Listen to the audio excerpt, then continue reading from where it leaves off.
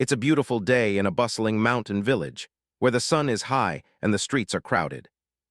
Inside the local tavern, the air is thick with the sound of patrons sharing stories and gossip.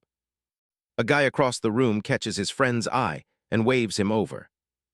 A traveling merchant finally sits down, looking exhausted after spending the last few months in Nanman.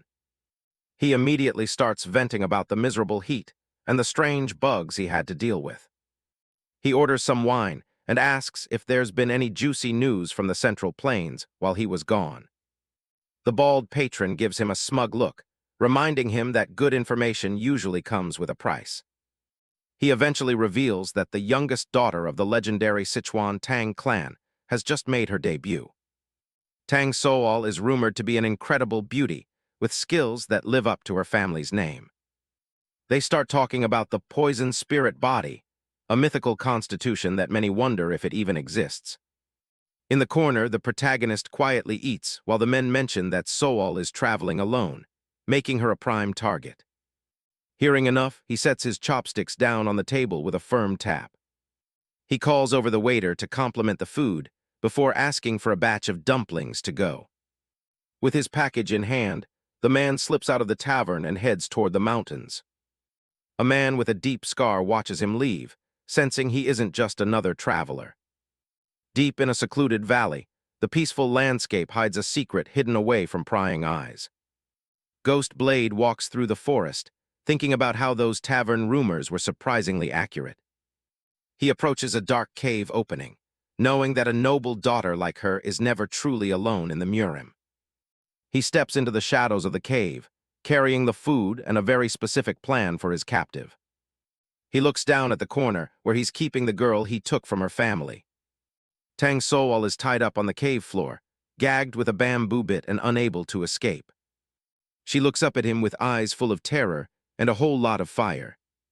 The protagonist admits that just yesterday, he kidnapped her right out from under her guards. Outside, the full moon hangs in the sky, marking the start of a long night. A drop hits a pool of blood as he reflects on the life he lived before he regressed. Back then, he was known by many names, like the Blood Wolf. But to most, he was the Ghost Blade, a man who left a trail of bodies across every battlefield. He first picked up a sword decades ago, not for glory, but just because he was hungry. He eventually reached the Transcendence realm through nothing but self-study and a lack of mercy. He wasn't hungry anymore, but he was constantly hunted by the grudges he'd forged in steel. He was resigned to a life of paying for his sins as a killer for hire. That all changed when a man calling himself the Heavenly Demon appeared on the scene. The guy was a force of nature that set the entire Central Plains on fire. He was the strongest man in history, wiping out anyone and everyone who stood in his way. It was in that dying world of fire and blood that the protagonist finally met her. Sowol was the only survivor left of the Tang clan, and he was a man who had nothing left to lose. They didn't need a grand reason to become close, while everything around them was burning down. Standing in a mansion under the moonlight, she asks him if he really has to leave her side. She reminds him of her family's absolute rule, to repay kindness twofold and vengeance tenfold. He looks at her, knowing the duty of revenge for her fallen family is the only thing driving her now. She smiles, teasing that the person he used to be would have argued that her life mattered more than any rule. He looks away, knowing his words won't change a heart that's already decided on a suicide mission. Tang Sowol looks at him, telling him her motive for fighting isn't just about getting even. The protagonist looks back, promising that with his strength he can at least keep her safe. She told him that more than anything, she just wanted to live. He interrupted her, asking if he could finally see her face clearly. He reaches out, gently brushing her long white hair away from her eyes. Underneath, her skin is covered in a horrific burn, the mark of the poison that almost took her life.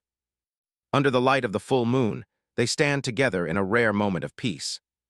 She blushes and tells him it's embarrassing when he just stares at her like that. She looks him in the eye, her expression softening as she shares her feelings. He tries to talk her out of it, but she refuses to stay behind while he risks everything. The protagonist tells her straight up, A world without her is a world he has no confidence in living in. Sowol is stunned by his sudden confession, her mouth falling open in shock. The heavy atmosphere breaks when she starts laughing, finding his comparison to a field of dung hilarious. She looks at him with a gentle smile, feeling like she finally truly understands him. He takes her hand, nodding that they both seem to be changing as they get to know each other. They share a quiet connection as they stand together on the balcony. Sowol starts pulling him along, telling him to follow her. She flashes a bright smile and says she's taking him back to her room. He looks completely flustered by her forwardness, having a lot to talk about. The view pulls back to show the massive Tang clan estate hidden away in the mountains. They sit together under the night sky, watching the clouds pass by the moon. She mentions that once the buildings are rebuilt, it'll be a great chance for a fresh start. He looks at her, listening to her dreams for a new pavilion and a peaceful future. She makes him promise that next time, they'll watch the moon together from that new building. He smiles, truly believing for a second that they might actually make it. The full moon shines brightly through the dark clouds. Suddenly, the scene shifts to a nightmare, a gaping wound in someone's chest. On a blood-soaked battlefield, the dream of a peaceful life is torn apart in an instant. Ghost Blade looks on in horror, his entire world crumbling around him. Sowol is mortally wounded, her clothes stained red as she collapses into his arms. She looks up at him and dies with a gentle smile, finally finding peace in the middle of the war. He lets out a guttural scream as her life force fades away completely. Pure rage takes over as he lunges at the enemy with everything he has left. He swings his blade with desperate force, determined to kill the one who took her from him. The shadow of his enemy looms over him like a final death sentence. Blood sprays across the ground as the battle reaches its brutal conclusion. He realizes too late that all their promises were just empty dreams in a world of violence. None of his efforts reached her. They were both destined to die in the dirt. The protagonist lies face down, his own life draining into the pool of blood from his sins. In his final moments, he regrets not being strong enough or having enough time to save her. He wonders if things could have been different, but his regrets are scattered in the wind. Suddenly, he's jolted awake, gasping for air as he breaks the surface of a freezing lake. Ghost Blade gasps for air, crawling out of the water after his sudden regression. He stares at his hands, trying to make sense of the miracle that just happened. "What the hell is this?" he mutters, shocked by his youthful reflection. He realizes that he has been given a second chance at life in a familiar past. He begins a grueling training regimen, using his past knowledge to rapidly grow stronger. He crushes the local gangs and takes their money to fund his new path. This path eventually leads him to Tang Sowol, whom he has captured and hidden. He looks at her with a somber expression, haunted by the memories of her future. Tang Sowol glares at him, her mouth firmly blocked by a bamboo gag. He notes that in her younger days, she looks much different than he remembers. She makes muffled, angry noises, clearly outraged by her situation. He finally removes the gag, letting her speak for the first time since her capture. She immediately starts spitting and coughing, her face twisted in a scowl. He tells her there's no point in screaming, as they are deep within a mountain cave. Sowol demands to know his goal and warns him about the might of the Tang clan. He tells her she can speak casually, since he's actually younger than her. She doesn't believe him, calling him an old master who has achieved rejuvenation. She mocks him, accusing him of being a kidnapper with a weird fetish. Her face turns red as she asks if his ultimate goal is to violate her body. Annoyed, he forces the bamboo gag back into her mouth to keep her quiet. "Are you always this talkative?" he asks as she continues to muffle her protests. He clarifies that he is really 15 and isn't some ancient martial arts master.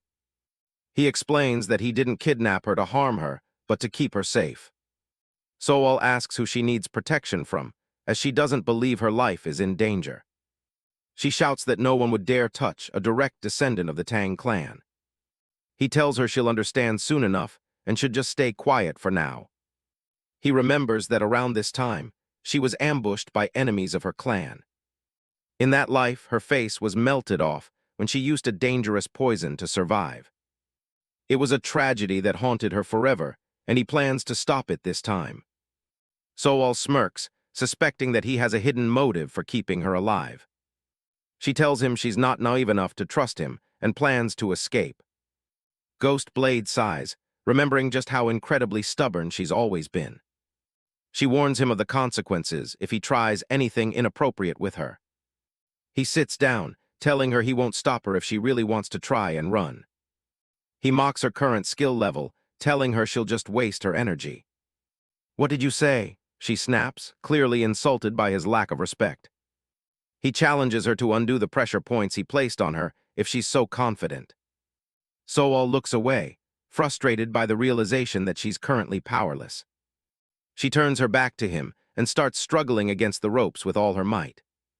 She grunts and sweats, but the knots and pressure points refuse to yield. "Is something wrong?" he asks, watching her futile struggle.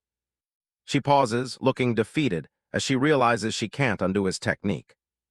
Ghost Blade gives a small, mocking smile, as he asks why he would ever release someone who is clearly planning to run away. Tang Sowol hangs her head, her face flushed with exertion and a growing sense of helplessness. Her pride finally buckles under the pressure of her physical needs, and she quietly asks him to hand her a chamber pot.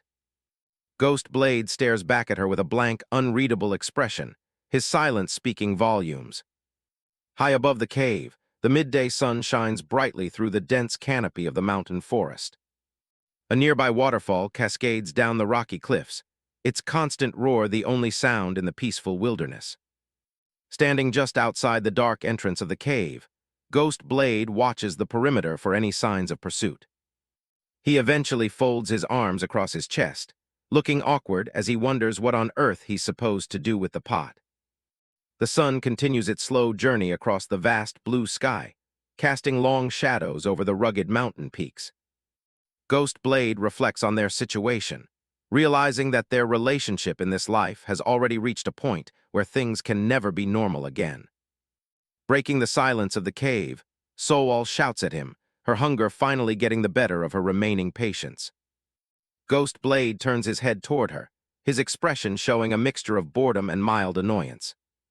The two of them sit in the middle of the cavern, surrounded by cold stone and the echoes of their own voices. He casually mentions that he has some fastness pills, but Sowol is immediately outraged, declaring that they don't count as real food. He tries to defend the pills, explaining that they're actually quite filling if you take the time to soak them in water. Sowol begins to wail in frustration, demanding to know why he stopped bringing back the delicious dumplings and hasn't even provided gruel lately. Ghost Blade looks at her with a serious gaze, his thoughts shifting back to the tactical side of their encounter. He asks if she remembers the methods he used to subdue her during the kidnapping, and she dryly notes that at least he admits to the crime.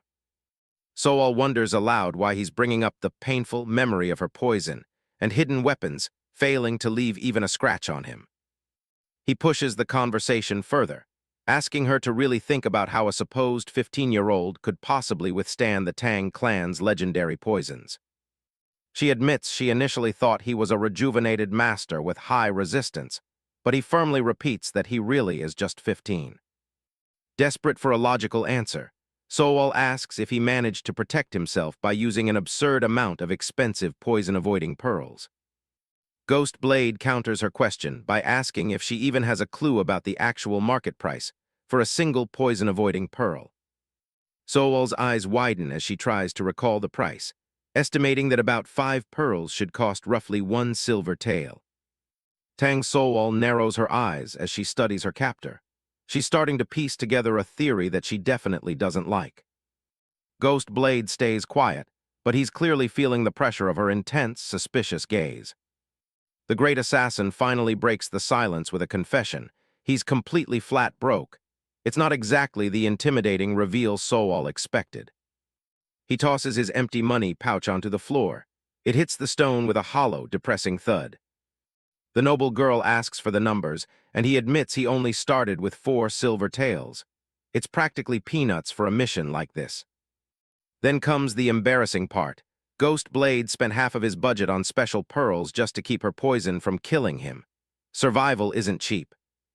He explains his grand plan was to hide out for a month, but they've already burned through 2 weeks of time and money.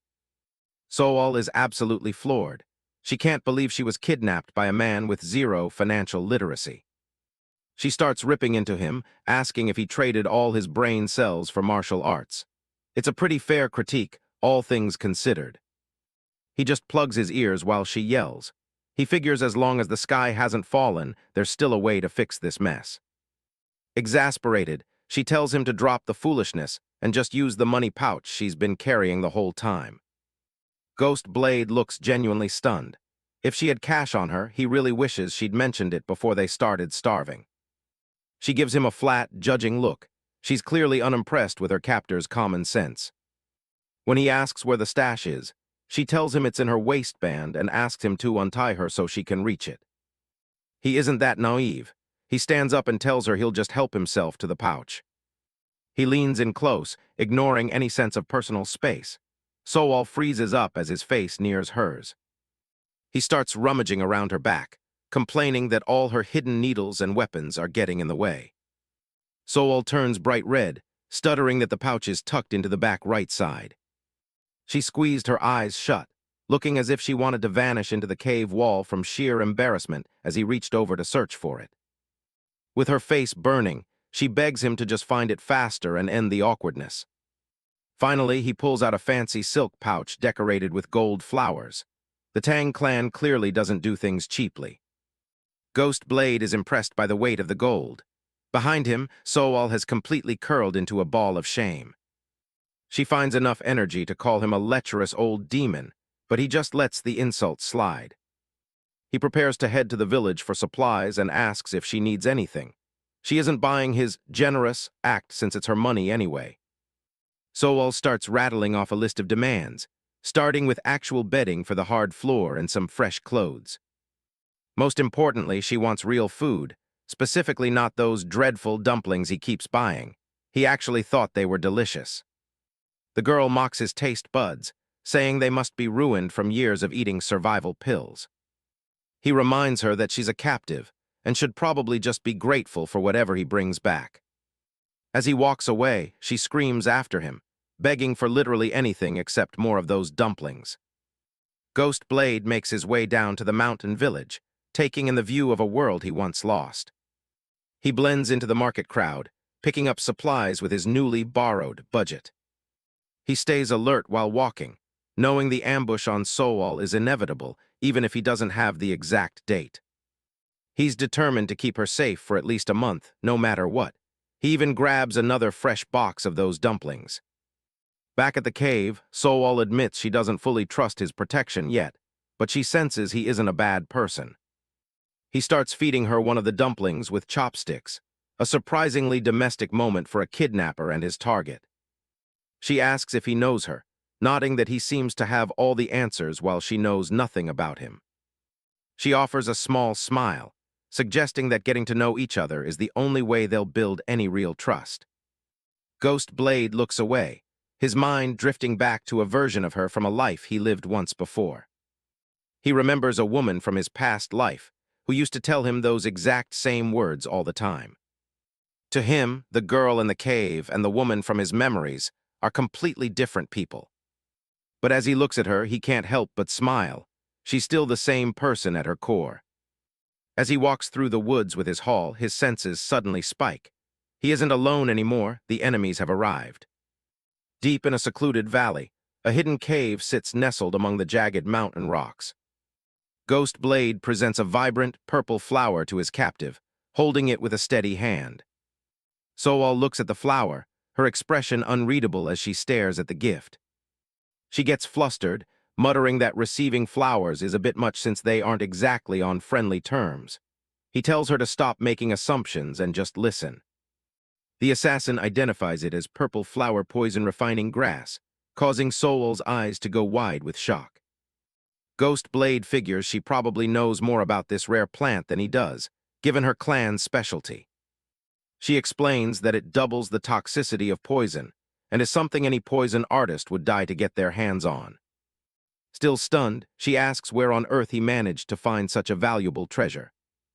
In his past life, Sowol was the one who actually found it while she was running for her life from an attack. He knew it was around here and had been planning to look for it. He tells her he just got lucky and spotted it on his way back, making it sound like he just found a pretty weed.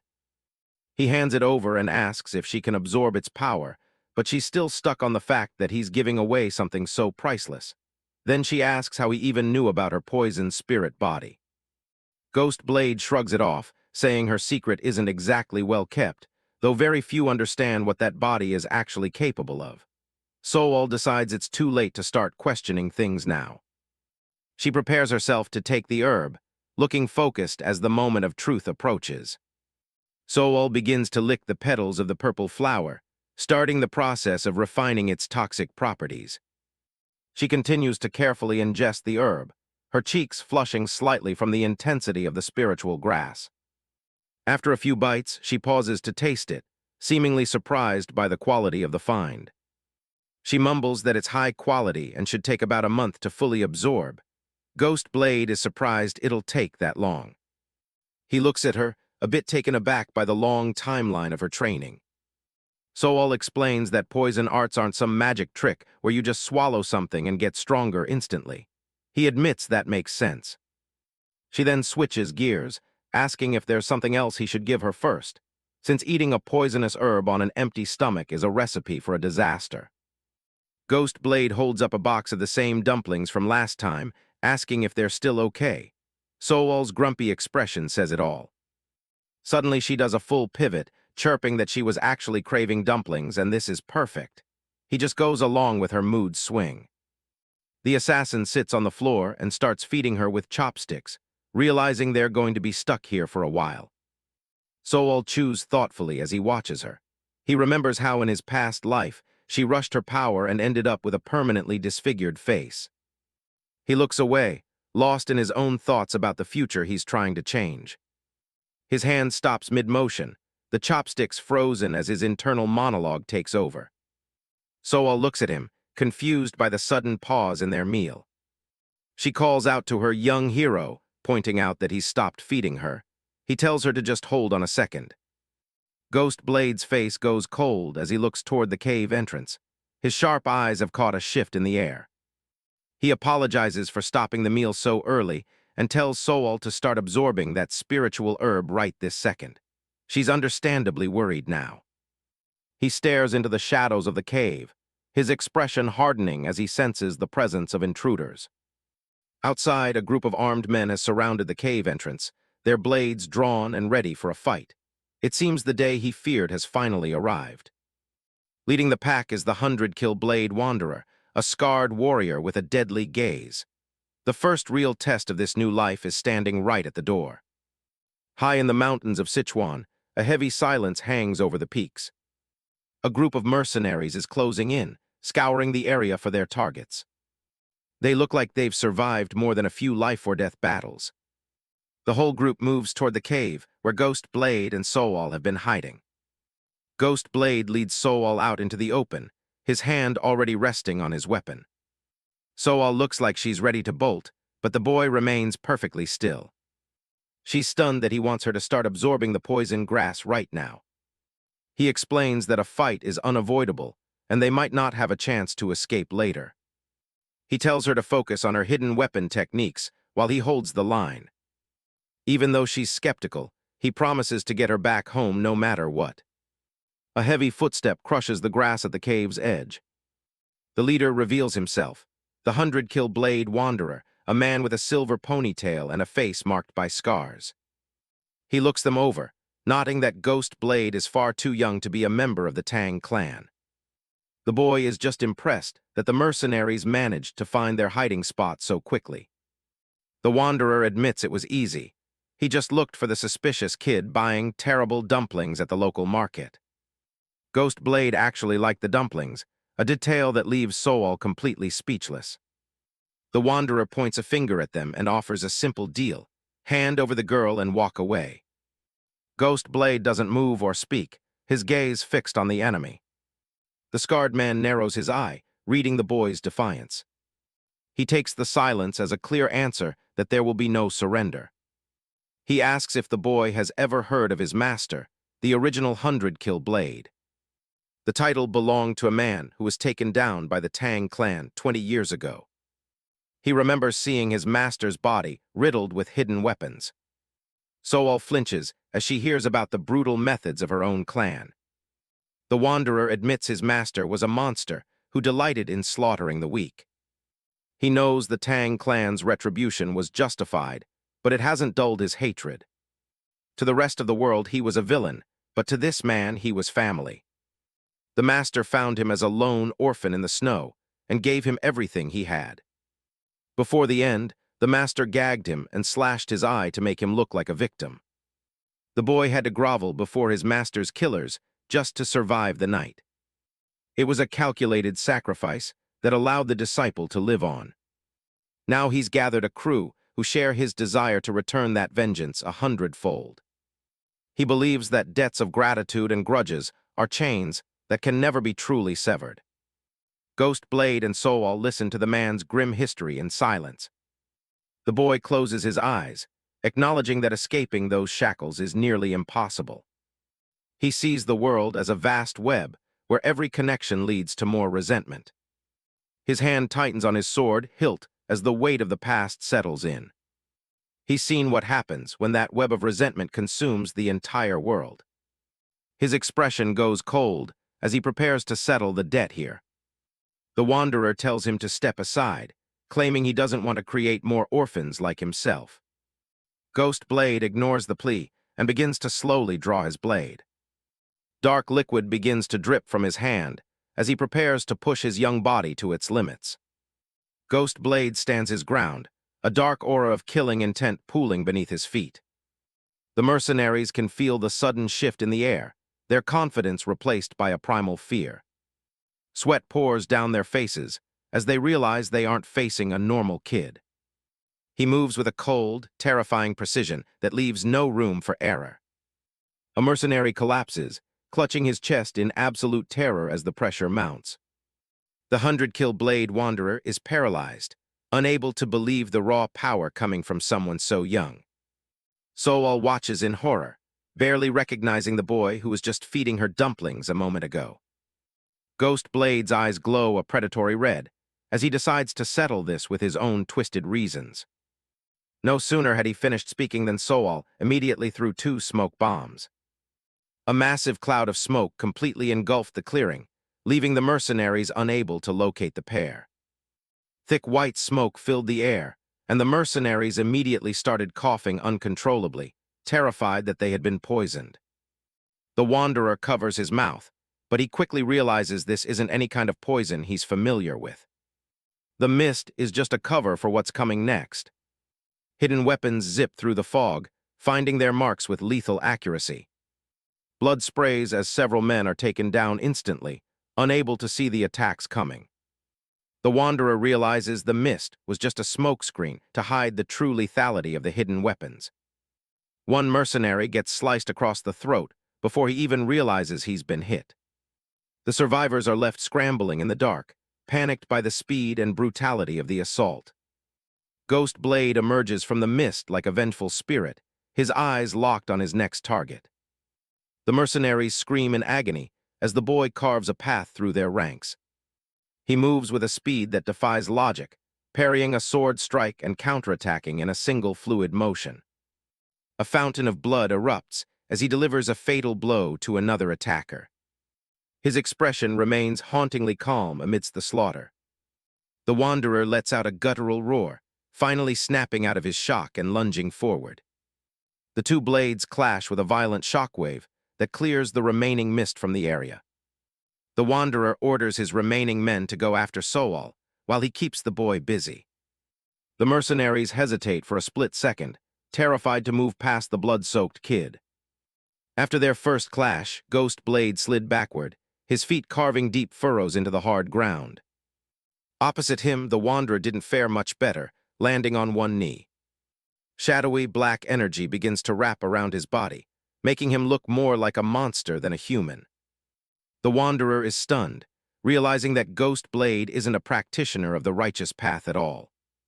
He demands to know why someone walking such a wicked path would bother protecting a daughter of the Tang clan.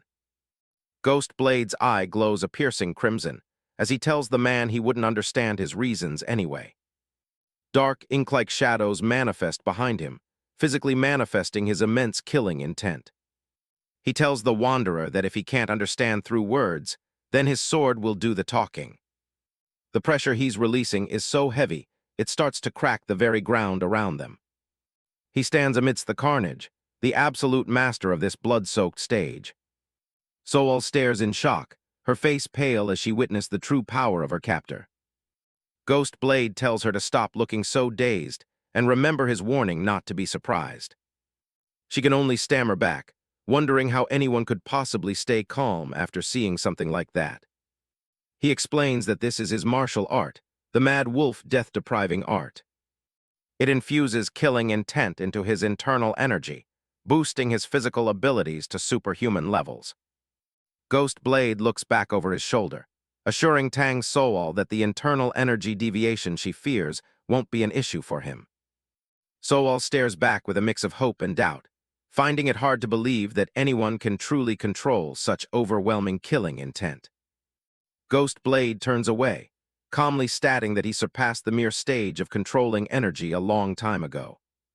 Sowol remains silent, a bead of sweat rolling down her cheek as she processes the sheer confidence in his voice. Back to the present, Sowol is being relentlessly pursued by two mercenaries. She turned around, flicked her wrist, and unleashed a barrage of hidden weapons at her pursuers. The hidden weapons instantly sent two of them to the afterlife, but the remaining two managed to parry the attacks with their swords. Recalling Ghost Blade's martial arts, Sowol realized that such terrifying power could only be forged through a life of unimaginable hardship. She clenches her fists, resolving that if he is risking everything to protect her, she must eventually repay his kindness twofold. She watched his back with wide eyes, silently pleading for him to stay safe amidst the carnage. The 100-kill Blade Wanderer raises his massive weapon, his expression darkening as he prepares to crush the rules of the Tang clan. Ghost Blade's eyes glow a fierce red as he readies himself for the mercenary leader's full-scale assault. Their blades collide with a violent ring of steel, sending shockwaves through the air. They lock swords, eyes meeting across the sparks as they test each other's resolve and strength. The Wanderer swings with monstrous power, but Ghost Blade is just as quick to parry and counter. They leap apart, putting distance between them as they reevaluate the battle's momentum. The Wanderer admits he was taken aback by Ghost Blade's inhuman aura, though he notes the boy is only at the first-class realm. Ghost Blade listens impassively, his black robes fluttering as dark energy wisps around him. He retorts that regardless of one's realm, a blade to the heart results in the same death. The Wanderer scoffs, taunting the boy for acting as though he could even reach a master of a higher attainment. The silver-haired mercenary begins to channel red energy into his weapon, manifesting his formidable blade chi. Ghost Blade observes the phenomenon, noting that unlike his own energy, the Wanderer can project power outside his body. This technique, exclusive to martial artists of the peak realm, focuses all internal energy into the blade itself. Unfazed, Ghost Blade adjusts his grip and claims that he has already deciphered the Wanderer's sword style. He charges forward with a roar, his speed creating a sonic boom that rocks the clearing. The Wanderer swings his red-glowing blade in a wide, lethal arc to intercept the young protagonist. Their weapons clash repeatedly, creating a staccato of impacts that light up the darkening forest. Ghost Blade ducks beneath a heavy swing, a line of blood appearing on his cheek from the near miss. The Wanderer grunts in surprise, frustrated that he hasn't been able to land a decisive blow. Ghost Blade flips through the air, his movements fluid and unpredictable as he evades another strike. The Wanderer puts more power into his swings, but his opponent seems to dance around the edge of his reach. Ghost Blade closes the gap again, his eyes focused and his blade ready for a counterattack. Metal shrieks against metal as they exchange a flurry of blows that neither can clearly win. Blood trickles down Ghost Blade's face, but his expression remains as cold and detached as ever. He takes a shallow wound on his arm, but he doesn't even flinch, pushing through the pain to strike back. The Wanderer is perplexed, wondering if Ghost Blade is simply ignoring his injuries or if he's truly lost to rage. A close-up of the Wanderer's eye shows his growing unease, as he realizes the boy's strategy is more calculated than it looks. Ghost Blade continues to rush in, seemingly blind to the risks, yet he narrowly avoids every fatal strike. The Wanderer realizes with a start that Ghost Blade might actually be controlling his dreadful killing intent perfectly. He tries to force the boy back, yet Ghost Blade persists, clashing with him again despite the clear difference in their realms. Sweat beads on the Wanderer's forehead as he starts to feel like he is the one being hunted in this fight. He stares at the dark silhouette of Ghost Blade, questioning if such a terrifying aura can even belong to a human. The 100-kill Blade Wanderer grinds his teeth, realization dawning that his opponent is far more dangerous than he first appeared. Their weapons scream against each other in a desperate stalemate, sparks flying in the dim forest light. The mercenary leader boasts of his experience, claiming he has already adjusted to the boy's oppressive aura. He pushes back with raw strength, desperate to reclaim the advantage and crush his young adversary. Blood spills as the battle continues at a breakneck pace, neither side willing to yield an inch. Thinking he had the upper hand after shattering Ghost Blade's sword, the mercenary leader moved to end the fight, but a sudden surge of dark, ominous killing intent from his opponent caught him completely off guard. The Wanderer's confidence evaporates, replaced by a cold sweat as he looks into his opponent's unsettlingly calm eyes. Suddenly, he finds himself paralyzed, the dark aura manifesting as spectral branches that pin him in place. Ghost Blade stands amidst the swirling darkness, a predator who has finally cornered his prey. The Wanderer realizes with horror that the power he witnessed earlier was only a small fraction of Ghost Blade's true strength. With a cold, merciless gaze, Ghost Blade explains that one should only reveal their true lethality when the killing blow is certain. He tightens his grip on his hilt, the black energy pulsing with malevolent intent as it prepares to consume his enemy. In a final act of defiance, the Wanderer curses the boy, warning him that such dark power will lead to a wretched end. Without a word, Ghost Blade plunges his sword through the mercenary leader's torso with clinical precision. The 100-kill Blade Wanderer gasps, blood spilling from his lips as his life force quickly begins to fade. Ghost Blade leans in, his red eyes burning as he reveals that he is already well acquainted with the embrace of death. Silence falls over the mountain path for a brief moment as the primary threat is finally extinguished. Nearby, the remaining mercenaries continue their desperate struggle, unaware that their leader has fallen in battle. One of them is thrown back by a sudden impact, the forest echoing with the sounds of ongoing skirmishes. Tang Sowol watches from her hiding spot, her heart racing as she realizes she has exhausted her supply of hidden weapons. As she tries to shift her position to find a new weapon, the branch beneath her feet gives way with a sharp crack. She loses her balance, a cry of shock escaping her as she tumbles toward the forest floor. She lands hard, the impact knocking the wind out of her as she struggles to regain her bearings and defend herself. The opportunistic mercenaries quickly spot her vulnerability and charge forward, blades drawn to finish her off. Tang Sowol gets knocked back as the ambush hits, skidding across the forest floor. She looks up in horror, realizing they're completely surrounded by killers. Mercenaries leap down from above, their swords ready to end her life. Sowol scrambles to find her footing, knowing there's nowhere left to hide. She silently apologized to the young hero, knowing she had no choice but to unleash her clan's forbidden poison technique, even at the cost of harming herself. At that very moment, a sword flew in, its steel whistling as it sliced through the air. The first mercenary didn't even have time to scream before the sword found its mark. Another one drops instantly, his lifeless body slamming into the dirt. Sowol watches with her breath held, stunned by his ruthless efficiency. But then, a massive wave of dark, suffocating energy explodes from the young boy. He disappears into a blur of motion, lunging straight for the remaining attackers. One of the men yells out in desperation, swinging his sword wildly at the shadow. Ghost Blade effortlessly parries the strike, his movements cold and precise. With a single brutal slash, he carves right through the man, leaving blood everywhere. His eyes glow with a predatory red light as he fully gives in to his killing intent. Black shadow-like tendrils lash out, shredding anything in their path like paper. The mercenaries are scattered like leaves in a storm, their lives ending in seconds. He slashed his blade into the ground, drawing a clear line between himself and the mercenaries. The clearing falls into a deathly silence, save for the sound of dripping blood. Ghost Blade stood tall amidst the carnage, his gaze enough to freeze the heart of any man. He warned them that anyone who crossed that line would face certain death. The few survivors are paralyzed with fear, literally unable to catch their breath. They stared at the line right at the young man's feet, as a wave of chilling, killing intent radiated from him, ceaseless and overwhelming. He takes a heavy, deliberate step forward, his shadow looming over them.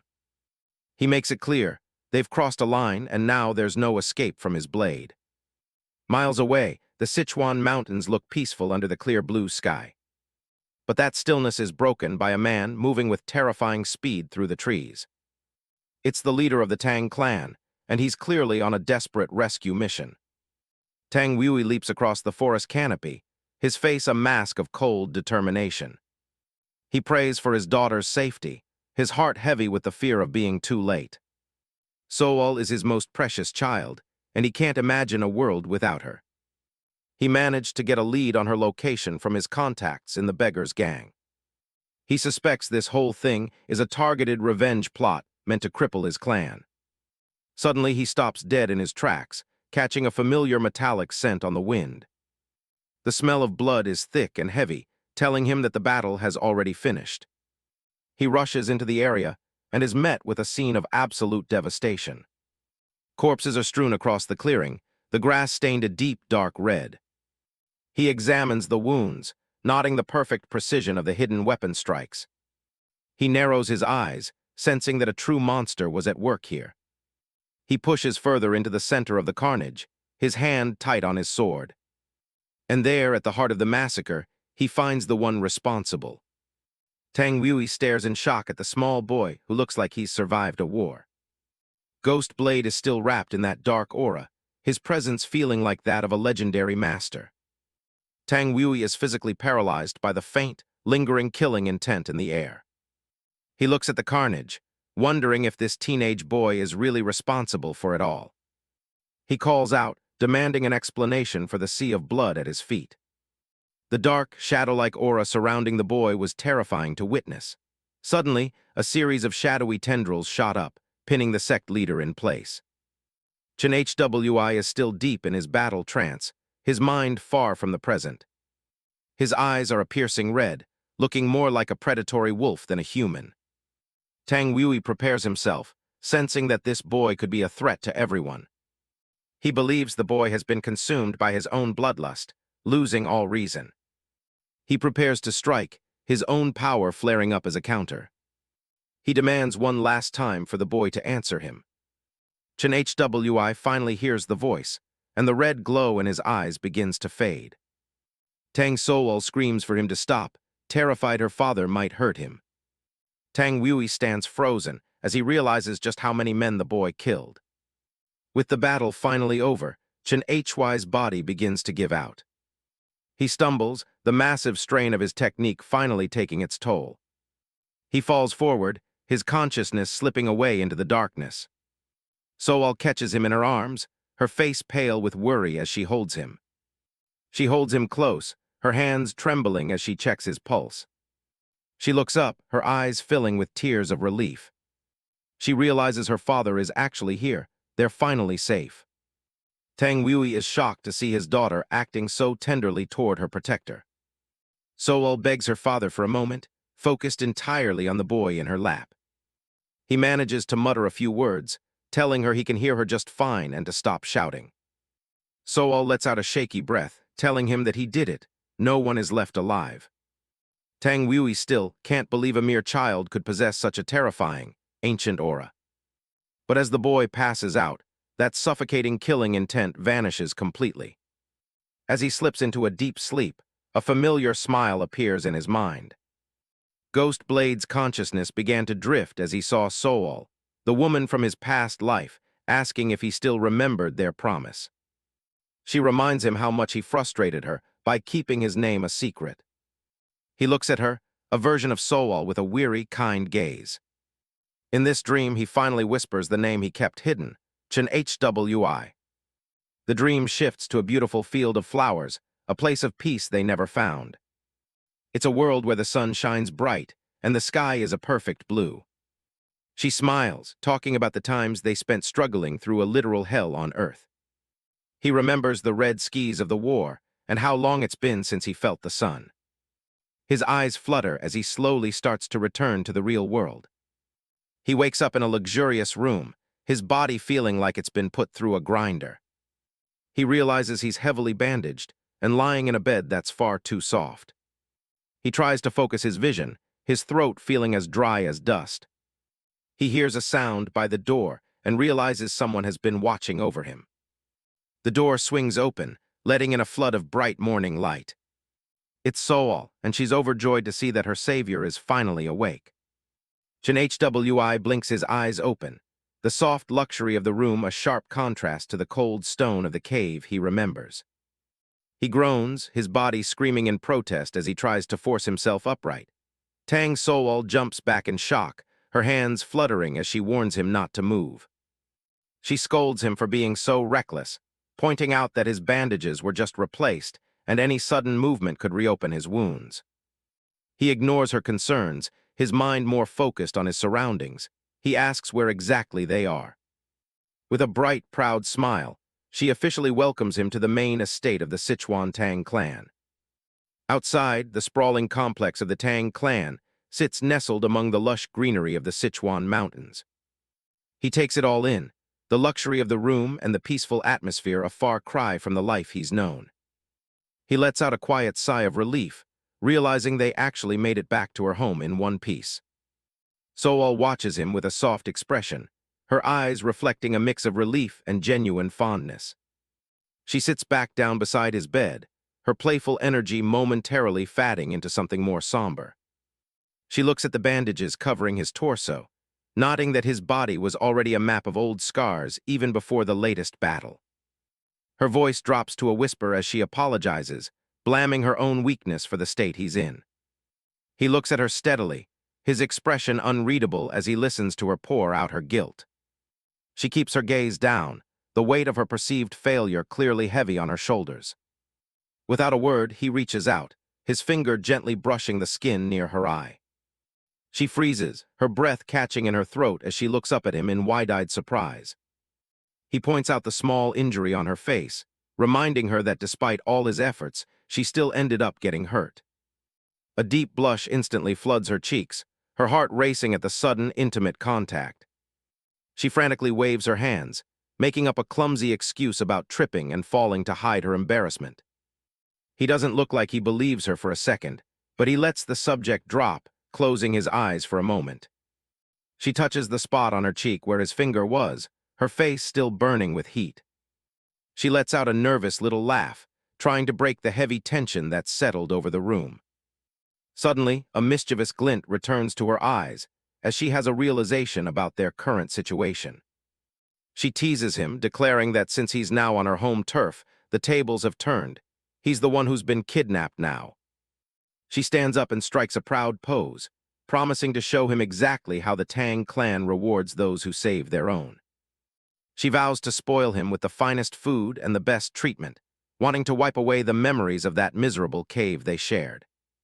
Cheon Hwi just stares at her with a flat, unimpressed expression, his deadpan silence speaking volumes. He asks her if she even understands the definition of the word kidnapped, sending her into a comical fit of frustration. Their banter is interrupted by a sharp knock on the sliding door. A servant's voice rings out from the hallway, announcing that the Tang clan leader has arrived to see them. Someone slides the door open. A man with a teal headband and a sharp gaze steps into the room. He let out a sigh of relief when Cheon Hwi finally regained consciousness, then asked how he was feeling. The young hero looks up, his eyes still a bit heavy from his recovery. This is Dang Yujin, the legendary Poison King and the current leader of the Sichuan Tang clan. HWI sits up in bed and thanks him for the medical care. Yujin tells him not to think much of it, claiming the clan didn't really have to do all that much. He's just glad the boy escaped with nothing more than minor cuts and bruises. He jokes that HWI should really be thanking Sowol, since she's been nursing him day and night. Sowol gets flustered, but Yujin just tells the kid to focus on a full recovery for now. He points out that Sowol needs to look after her own health too, since she hasn't left HY's side for a single day. Embarrassed by her father's words, Sowol starts pushing him right out of the room. She slams the sliding door shut with a loud thud. She stood there sweating and blushing while HWI just watched her looking completely confused. He teased, "How should I thank you, Dang Sowol?" Outside, Yujin continued to tease the lovebirds, mentioning that she had even changed every single one of his bandages by herself. He walked away with an unreadable expression, clearly deep in thought. The Poison King heads down the hall to attend to more pressing clan matters. The sun shines over the massive and peaceful grounds of the Tang estate. Later on, Sowol is back at it, carefully wrapping fresh bandages around HY's arm. He stands up in a clean white robe, and she's thrilled to see him moving so well. They take a seat together to catch up for a bit. Sowol gives a bright, happy laugh, looking more relaxed than she has in days. HWI looks at her and gives a rare, genuine smile of his own. Dusk falls over the elegant architecture as the day comes to a close. Yujin stands out on a balcony, watching the sunset. That evening, HWI gets dressed in formal black robes for a special occasion. He walks into a room and finds a table literally overflowing with gourmet food. Yujin invites him to take a seat, glad to see him looking so much better. He explains the chef went all out for this meal and encourages HWI to eat his fill. HWI takes a bite and is stunned. He's never tasted delicacies like this in his entire life. Sowol notices him looking at the fish and offers to help him navigate all the tiny bones. The father watched the two of them, while Sowol was focused on explaining the proper way to debone the fish. Yujin closes his eyes, his expression becoming a bit more serious. He tells HWI that the entire Tang clan owes him a massive debt of gratitude. He formally thanks the boy for the bravery he showed in protecting Sowol. HWI looks down, saying he didn't do it just for the sake of being a hero. Yujin explains that it's clan law to return a favor twofold and tells him to name his prize. HWI admits that the only reason he ever picked up a sword was because he was hungry. He spent his life fighting just so he could afford to eat food he once only dreamed of seeing. Looking at the feast before him, he says he can't imagine a better life than this. He sets his chopsticks down and looks directly at the clan leader. He says all he really wants is to have someone to share meals with like this from now on. Sowol waits in silence for her father's reaction to HY's bold request. Yujin closes his eyes, letting the idea sink in for a moment. He finally speaks up and calls his daughter's name. She answers, probably thinking he's about to laugh it off. But he drops a bombshell instead, telling her he wants her to get engaged to Cheon Hwi-da right now. Sowol just stands there for a beat, her brain trying to process what she just heard. Then the shock hits her full force, and she turns a deep shade of red. She completely panics, shouting at her dad about how sudden and crazy this whole proposal is. She turns her frustration on HWI, who's still casually eating his dinner. She can't believe he's just stuffing his face while her life is being decided. Yujin tries to calm her down, explaining that he isn't forcing them to marry tomorrow. It's a move to keep a talented guy like HWI close to the clan. He reminds her that when he offered HWI anything he wanted, the boy's only wish was to become family. Yujin adds that after saving her life, HWI has definitely earned the right to make a request like that. Sowol is flustered, wondering if HWI even meant a romantic engagement when he said family. HWI looks at her and says he doesn't think any man would go through all that trouble for a woman he didn't care about. That line makes Sowol practically jump out of her seat. Then he hits her with a question. Does she just not like him? She starts stammering, unable to form a real sentence while her dad watches the drama unfold. Eugen's expression turns grave as he prepares to explain the real reason behind his decision. He tells Sowol that this isn't just about Hwi's wishes, it's actually for her own sake. He brings up her poisoned spirit body, a rare constitution she was born with that most people die for just to try and obtain. He explains that while it's a blessing for a martial artist, it's a curse for her body. If the poison keeps building up, he warns her that she might never be able to have children in the future. Sowol's face falls as the weight of her fate starts to sink in. Hwi watches her closely, his gaze sharp and knowing. Her father tells her he won't force her into anything, but he can't help but worry about her. Sowol tries to reassure him. She says that no matter what happens to her, she's proud of the body her parents gave her and will never regret her path. Eugen is genuinely moved by his daughter's strength and resolve. Hwi clears his throat, effectively cutting through the heavy emotional atmosphere. He apologizes for ruining the moment, but he's got something important to add. He looks them in the eye and says he actually has a solution to her poison problem. Both the clan leader and Sowol look at him like he's crazy. Eugen asks if he's serious, warning him that this isn't the time for jokes. Hwi calmly explains that they just need to restrict the flow of poison energy in her body, and he knows the exact technique to do it. In his mind, Hwi remembers his past life, where Sowol had to carry the entire clan's legacy on her shoulders after they were wiped out. In that timeline, she spent years researching her own body and eventually shared all her findings with him. He stares at her, the memories of a future that hasn't happened yet swirling in his mind. He remembers the way she smiled back then, despite all the pain and responsibility. A small smile tugs at his own lips as he realizes he can actually change things this time. Eugen is absolutely stunned, his eyes wide as he tries to wrap his head around how this kid could know such a thing. He breaks out into a cold sweat, realizing that if Hwi is telling the truth, it changes everything for the Tang clan. Silence falls over the table as the gravity of his words settles in. Eugen stays quiet for a long moment, carefully considering the boy in front of him. He reminds Hwi that he is the clan leader of the Sichuan Tang clan, but Hwi just nods like it's common knowledge. Eugen continues, saying there are very few things in this world he can't do, especially when it comes to poison and weapons. Sowol looks down, feeling the weight of her father's words as he admits how much he failed her.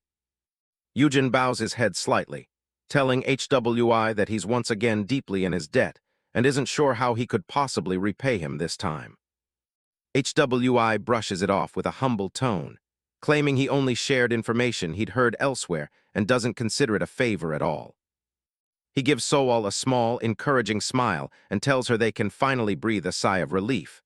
Behind him, Eugen knows this was no ordinary favor. Sowol is overcome with gratitude, blushing as she tells Hwi that she has already received far too much from him. The sun shines brightly over the clan's compound, reflecting the newfound hope in the air. Eugen stands up and suggests they wrap things up for the night since the meal is finished. He asks Sowol to head out first, explaining that he still has a few things he needs to discuss with Hwi in private. Sowol waves a cheerful goodbye to Hwi as she skips away, leaving the two men alone in the large room. Hwi watches her leave, his expression neutral, while Eugen looks on with a much more serious gaze. Once they're alone, Hwi turns to the clan leader and asks what exactly he wanted to talk about. Eugen acknowledges that prying into his benefactor's life is rude, but he has one personal question he simply has to ask. He leans in and asks Hwi point-blank if he has any connection to the Heavenly Destruction Star. The Heavenly Destruction Star? Hwi repeats the name slowly, his voice low. His eyes narrow as he processes the clan leader's suspicion, knowing exactly what that title implies. His gaze hardens as the ominous title sinks in, the air in the room suddenly feeling much heavier. Yujin explains that he finally understands the source of the worry that Dang Jinshin must have felt. He describes it as a disposition that grants talent rivaling the legendary heavenly martial body, but at a terrible cost, uncontrollable murderous intent. Unlike the heavenly martial body, which a martial artist can master and control, the heavenly destruction star is a curse of karmic slaughter ordained by heaven itself, something no human can truly overcome. HWI takes a calm sip of his tea, listening as Yujin finishes his explanation of the dark fate associated with the star. Yujin clarifies that he's not doubting HY's character, he's just deeply concerned. HWI tells him it's fine and that he understands the worry. HWI cuts straight to the point, asking if Yujin is wondering if he's already learned the forbidden martial arts linked to that destiny. Yujin doesn't deny it, simply answering with a firm indeed.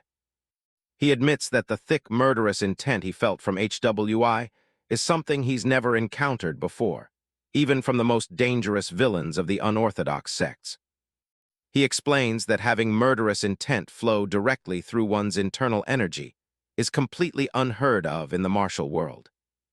He was genuinely shocked to see HWI withdraw that terrifying aura instantly, the moment he heard Sowol's voice.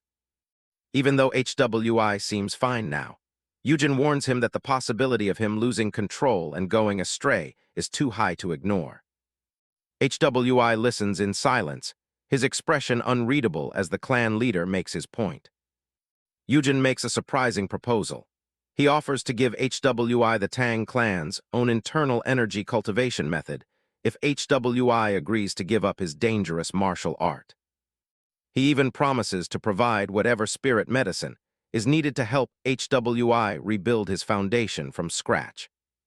HWI looks at him for a long moment, the offer of such a prestigious cultivation method being something most would die for. "I see, I understand," HWI says calmly before respectfully declining the offer. A stunned Yujin asks him why.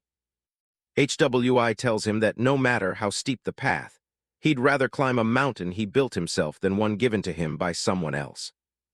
He adds with a small, confident smile that even if he stumbles, he'll be fine as long as someone is there to hold his hand. Yujin is struck by the boy's conviction. He closes his eyes and accepts the answer, nodding in understanding. He tells HWI that he'll verify the mnemonic for Sowol's condition, but he's still burning with curiosity about where HWI learned it. HWI tells him it was simply a fated encounter and promises that the time will come when he can share the full story. Accepting the mystery for now, Yujin tells HWI he's kept him long enough and encourages him to go get some rest. As HWI stands to leave, he drops one last bombshell, casually telling his father-in-law that he'll see him again soon. HWI walks away with a smirk, leaving a completely stunned clan leader behind. Yujin sits there frozen, a cold sweat breaking out as he realizes the implications of what the boy just called him. From a distance, Yujin's voice booms with indignation as he shouts that he isn't mentally prepared for the father-in-law title yet. HWI just smirks, teasingly shouting back that he can't hear him. An overhead view shows the serene and orderly layout of the Sichuan Tang clan estate under the morning sun. Bright and early, Tang Sowol stands outside HY's room, calling out to him and wondering why he's still in bed when the sun is already so high. Inside, a disheveled Cheon Hwi-da blinks away sleep, looking utterly exhausted as the morning light spills into his guest quarters. He pulls the door open, looking half-conscious as he bluntly asks Sowol why she's wearing such a fancy outfit. Sowol is taken aback, grumbling that she spent so much time getting ready for him, only to be met by a fiancé with sleepy, half-closed eyes. Cheon Hwi just stares at her, his expression unreadable as he processes her complaint. He remarks on how naturally she's accepting her role as his fiancé now, causing Sowol to immediately flare up with embarrassment. She screams in frustration, asking how he can be so shameless when he was the one who said those embarrassing things first. HWI gives her a soft look, admitting he only said it because he truly likes her, and then presses her again for the reason behind her special dress. Sowol pouts and turns away, declaring that since it's not fair, she won't tell him until he's properly prepared. She starts shoving him back into his room, commanding him to wash up and change quickly so they can get a move on. The scene shifts to the bustling streets of Sichuan, a wide view showing the dense rows of traditional buildings nestled against the mountains. Down in the market, the atmosphere is festive and full of life, with shoppers and merchants crowding the lantern-lined streets. Sowol strikes a confident pose, her face beaming with excitement as she officially declares the start of their tour through Sichuan. HWI follows behind, his arms crossed as he notes how incredibly enthusiastic she seems for a simple walk through the city. Sowol huffs, warning him that if he remains a party pooper, she won't give him a second chance, but HWI quietly notes that he's actually looking forward to it. She looks around with a smile, remarking that the province feels like her very own backyard. Sowol adds a playful jab, suggesting that if he's going to marry into the family as a matrilocal son-in-law, he'd better get familiar with the surroundings. HWI looks on in silence, his sharp eyes taking in every detail of the lively city. He thinks back to his previous life, remembering the devastation the heavenly demon brought to this land. Seeing it so full of life now is a powerful reminder of his second chance. Sowol spots a familiar face at a stall and calls out to Uncle Jang, asking him how his business is faring.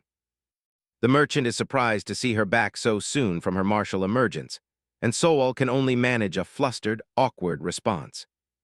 Uncle Jang asks about the man accompanying her, and Sowol doesn't hesitate to introduce HWI as her fiancé, leaving the poor merchant in a state of shock. The shopkeeper looks like he's just seen a ghost, his eyes bulging and jaw practically hitting the floor. He nearly jumps out of his skin when he hears the guy standing there is actually Lady Sowol's fiancé. Cheon Hwi keeps it brief and blunt, giving his name with a face that says he'd rather be anywhere else. Sowol isn't having his attitude, stretching his cheek while reminding him that just acting polite isn't a real greeting.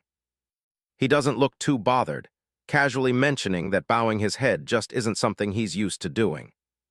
Sowol warns him that once the merchants start gossiping, rumors about her fiancé will spread across the whole province. She gets a playful look in her eyes, offering to take a crack at guessing exactly what's going on in that head of his.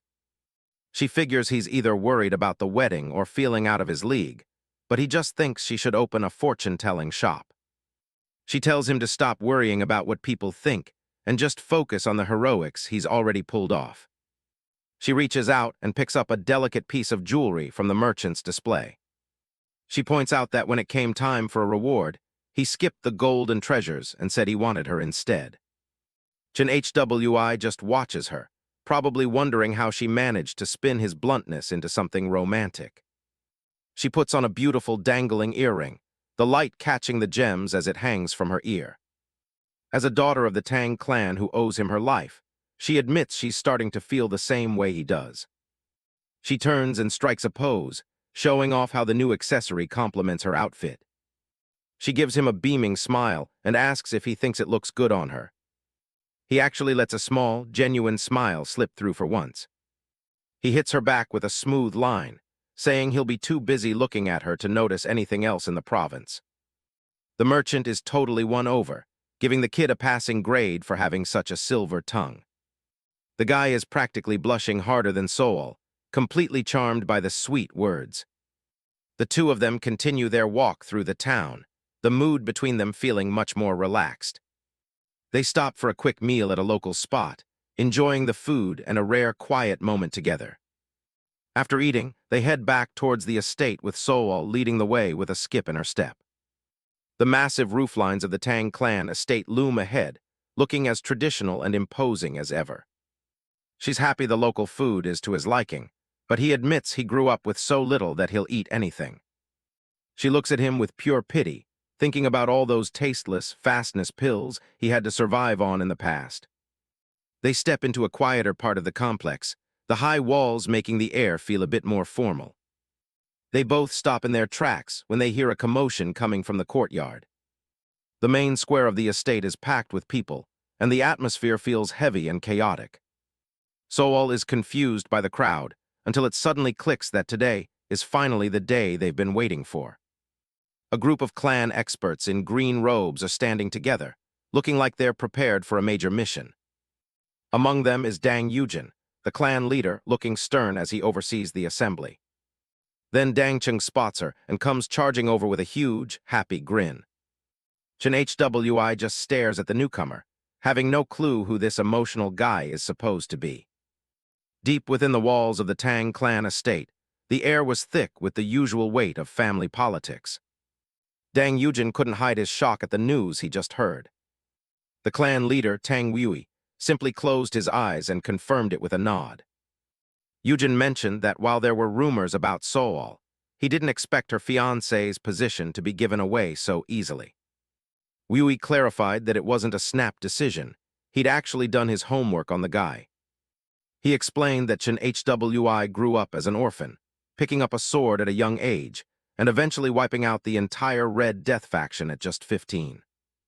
The boy even used a dangerous cultivation method to suppress a killing intent, so strong it should have broken him by now. Looking at his track record, Wui considered him a vicious bastard, even by the standards of the wicked. Yujin was still skeptical, noting that the man he met didn't seem quite like that monster. Wui smiled, pointing out that while the blade in the boy's heart was sharp, it wasn't pointed at them. The kid even helped them figure out how to manage the side effects of Sowol's poisoned spirit body. Yujin had to admit the whole clan owed him a massive debt for that alone. He wondered if just a betrothal was enough of a reward. Wui explained that he'd offered anything, but the boy only wanted to become part of the family. Yujin laughed it off, thinking about the simple romanticism of youth. He figured a guy who is cold to the world, but risks his life for one girl is exactly the type Sowol would fall for. Wui gave a knowing look, nodding that it was a bold statement coming from a man with 4 concubines. Yujin just nodded along, ignoring the jab. He pointed out that Wui had been single for 10 years and suggested it was time for him to find someone new too. The leader shut that down immediately, telling him to forget it. He shifted the mood, stating they had much more important things to worry about right now. Yujin looked at him, curious about what could be more important than family drama. Just then, a voice from the door announced that the Dark Soul squad leader was requesting an audience. The atmosphere in the room sharpened as the focus shifted to the clan's business. Elsewhere in the estate, the mood was much more emotional. Dang Chung was a mess, apologizing to his sister for being away while she was in danger. He squeezed Sowol's face, convinced she had lost weight from all the suffering. Sowol tried to tell him she hadn't actually lost any weight, but he wasn't listening. He raged about how he would have slaughtered anyone who touched her if he'd been there. She awkwardly mentioned that it was fine, because Cheon Hwi had already taken care of everyone. Cheon Hwi stepped forward, finally introducing himself to the overprotective brother. Sowol quickly backed him up, explaining that she only made it back because of his help. Cheng was momentarily confused by the news. He immediately switched gears, offering a formal greeting and thanking the young hero for saving his sister. Cheon Hwi watched him closely, realizing this was indeed Sowol's older brother. He remembered that Cheng was one of the few who risked everything to help Sowol escape in his previous life. Seeing them together, even a guy like Hwi could feel how much they cared for each other. Cheng continued to praise Hwi's skills, insisting he stay at the estate to rest before leaving. Sowol tried to interject, looking a bit nervous about the misunderstanding. The clan leader walked in, interrupting the warm welcome to set things straight. He told Cheng that this wasn't just some guest. This was Sowol's fiancée and a future member of their family. Cheng just stood there, completely frozen by the sudden revelation. Cheng stood there, his brain short-circuiting as he repeated the word fiancé like a broken record. Cheon Hwi didn't miss the chance to lean in, greeting his new brother-in-law with a smug little smile. The shock on Cheng's face was so intense it looked like he'd been hit by lightning. He turned to his father in a panic, but Tang Wui just nonchalantly confirmed that he'd given his blessing. Cheng exploded, refusing to accept that his sister was being given away to someone she just met, regardless of his help.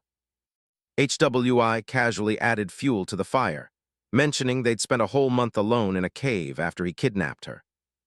The keywords kidnapped and live together were enough to send Cheung into a complete tailspin.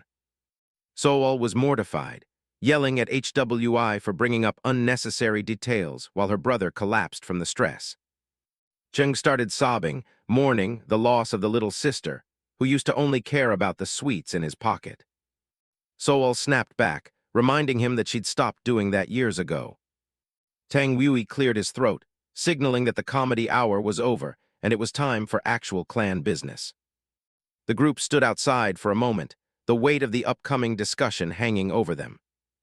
Sowol suggested they head inside, as the courtyard was far too public for what he had to say. They gathered in the main hall, the air turning cold as the clan leader prepared to drop the real news. He cut straight to the chase. The demonic cult was officially confirmed as the ones behind Sowol's kidnapping. The news hit the room like a physical blow, leaving Sowol and HWI in stunned silence. HY's mind raced, remembering how in his past life, the investigation into this incident had just fizzled out into nothing. Sowol continued, revealing that the cult was hiding out in Guangdong province, information obtained through the Hao clan. He noted that the Hao clan cooperated purely to save themselves from being caught in the crossfire. Cheung didn't need to hear more, demanding they march to Guangdong immediately to wipe out the bastards. Sowol agreed with the sentiment, but he had a specific condition for the plan. He ordered Sowol and Cheon Hwi to stay behind at the Tang clan estate, while the others handled the mission. Sowol was shocked, arguing that since they were the ones targeted, they should be part of the revenge. Her father was firm, telling her he didn't want either of them pushing themselves after everything they'd just endured. Sowol made it clear that he'd only summoned them to provide an update, not to ask for their participation.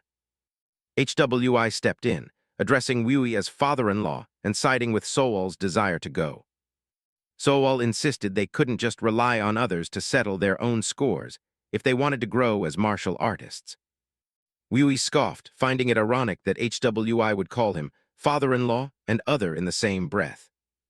He told them to leave the heavy lifting to the rest of the clan and stay put. Sowol started mumbling to herself, clearly frustrated that her contribution was being sidelined. Her father called her name, his voice softening with concern. He admitted he simply didn't have the courage to risk her life again, so soon after getting her back. The vulnerability in his voice left Sowol speechless. Later, on the bridge, she complained that it wasn't fair for him to play the worried parent card to get his way. HWI was deep in thought, realizing that a direct confrontation might be his only chance to find clues about the heavenly demon. Sowol looked at him, asking if he was really planning to just give up and stay behind. HWI admitted he was surprised. Anyone else would be too terrified to step foot outside after what she'd been through. She confessed she was scared, but running away would mean the end of her path as a martial artist. She wanted to be a daughter her clan could actually be proud of. HWI looked at her, seeing a spark of resolve that he hadn't expected. He smiled, deciding that it was much easier to ask for forgiveness than permission anyway. He took a step forward, suggesting a new plan to get them where they needed to go. Cheon Hwi looked at Tang Sowol with a mischievous glint in his eyes, declaring that he was kidnapping her right then and there to Guangdong province. Sowol could only stare at him in stunned silence, her heart skipping a beat at his bold and unexpected announcement. Under the pale light of a crescent moon, the city streets below remained quiet and unsuspecting of the secret plans being made. The shadows of the surrounding buildings stretched across the empty courtyards as night fully took hold of the Tang clan estate. A heavy, rusted axe blade scraped harshly against the stone floor, producing a grating sound that echoed through the dark, damp corridor. Inside a dim hideout, the bandaged axe man scratched at his neck in frustration, complaining about the insufferable heat and the endless waiting. He grumbled about how he couldn't stand sitting still, his patience wearing thin as he fiddled restlessly with his massive weapon.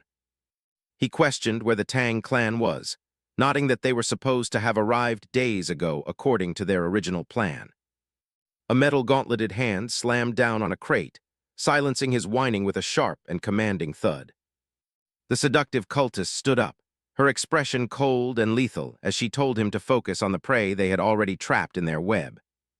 Far away, the moon shone brightly over the rooftops of the Tang clan's territory, marking the passing of another silent hour.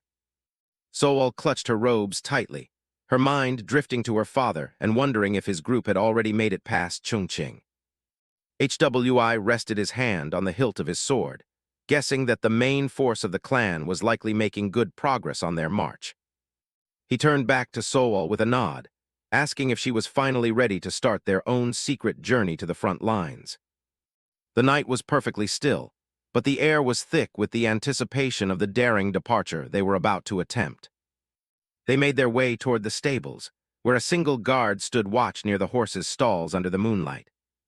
The guard was clearly struggling to stay awake, letting out a long, tired yawn as he leaned heavily against a wooden pillar. Before he could even finish his yawn, Hwi moved with blinding speed, striking the man's pressure points to knock him out instantly. The guard slumped to the ground without making a sound, leaving the path clear for them to take the horses they needed. Sowol looked at the unconscious man with a bit of concern, asking Hwi if he was truly sure about this reckless plan.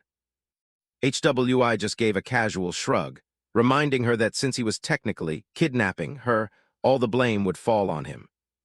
Seeing his unwavering resolve, Sowol took a deep breath and promised to do her absolute best to see this through with him. A small, confident smile played on Hwi's lips as he looked at his companion, satisfied that they were finally on their way. They reached the horses, but Sowol quickly noticed Hwi wasn't moving toward one of his own and asked where his mount was. Hwi looked away sheepishly, admitting that despite all his legendary skills, he actually had no idea how to ride a horse. Sowol's jaw dropped in complete disbelief, wondering why they had even bothered raiding the stables in the first place. Hwi suggested that Sowol take the lead while he sat behind her, making her wonder who was really in charge of this kidnapping. As they prepared to mount, Hwi's mind drifted back to his past life, a time when horses were a luxury he could never afford. He remembered that by the time he could finally afford one, he had already gained the power to run much faster than any animal. Sowol sighed and told him to just get on, realizing they didn't have much time to waste on his lack of equestrian knowledge. Hwi climbed up behind her, and the sudden close proximity sent a jolt of nervousness through Sowol, turning her face bright red. She teased him, asking if he'd had this ulterior motive from the very beginning, but Hwi only gave her a cheeky, unbothered reply. She called him surprisingly sly for a hero, though Hwi countered by asking if she really wanted him to get off and walk. Meanwhile, across the border in Guangdong province, the atmosphere was much more tense as the Tang clan arrived. The scouts looked down from the surrounding heights at a large, fortified estate hidden deep within the trees. Soft footsteps crunched on the grass as a group of elite warriors moved into their final offensive positions. They moved like ghosts through the darkness of the night, their blades drawn and ready for the signal to strike the target. Atop a nearby roof, several masked figures from the Dark Soul squad stood watch, their eyes fixed on every exit. Tang Sowol stood at the head of the formation, his gaze icy as he asked for final confirmation that this was the cult's nest.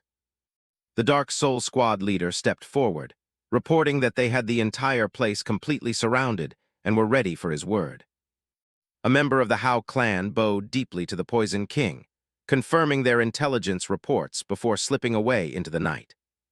With the target finally in sight, Tang Sowol prepared to unleash the full, terrifying wrath of the Tang clan on the unsuspecting cultists. Tang Sowol stood before his men, his voice heavy with reflection as he addressed the Dark Soul squad leader about the long path they had traveled from Sichuan. He looked off into the night sky, admitting to himself once again that the immense burden of leading a martial clan was far from a simple task. He considered the weight of his duties, having to coordinate with the Hao clan and look after his companions even when his heart burned for a swift, personal vengeance. He mused that it wouldn't be proper for a clan leader to let personal feelings dictate his path, yet the urge to simply wipe everyone out alone was nearly overwhelming. Now that he stood directly before the enemy's gate with nothing left to block his path, He wondered if any of those formal rules and obligations truly mattered anymore. The Dark Soul squad leader watched his lord in silence, sensing the cold, simmering rage that was finally beginning to surface through Tang Wui's calm exterior. The squad leader bowed deeply, reassuring the Poison King that his men would maintain a perfect perimeter to ensure that no word of tonight's events would ever escape. Tang Wui closed his eyes for a brief moment, offering a quiet, icy word of thanks to his loyal subordinate before preparing for the final strike.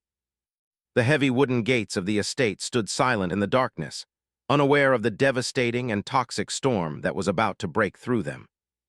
Suddenly, a massive and violent explosion tore the entrance apart, the sheer force of the blast sending smoke and debris screaming into the courtyard. Inside the estate, a group of confused and panicked cultists scrambled to find their footing as the dust from the breach began to choke the air around them. The warriors within the hideout looked on with growing dread, their faces pale as they realized that their hidden sanctuary had been compromised in a single, brutal moment. Through the thick, swirling clouds of dust and smoke at the gate, a lone and menacing figure began to slowly emerge, walking with a lethal sense of purpose. Tang Wui stepped into the light, his eyes burning with a cold, murderous intent that seemed to freeze the very blood in the veins of his enemies. The seductive cultist and the bandaged axeman stood paralyzed by the sight, their eyes wide with absolute shock at the sudden and overwhelming arrival.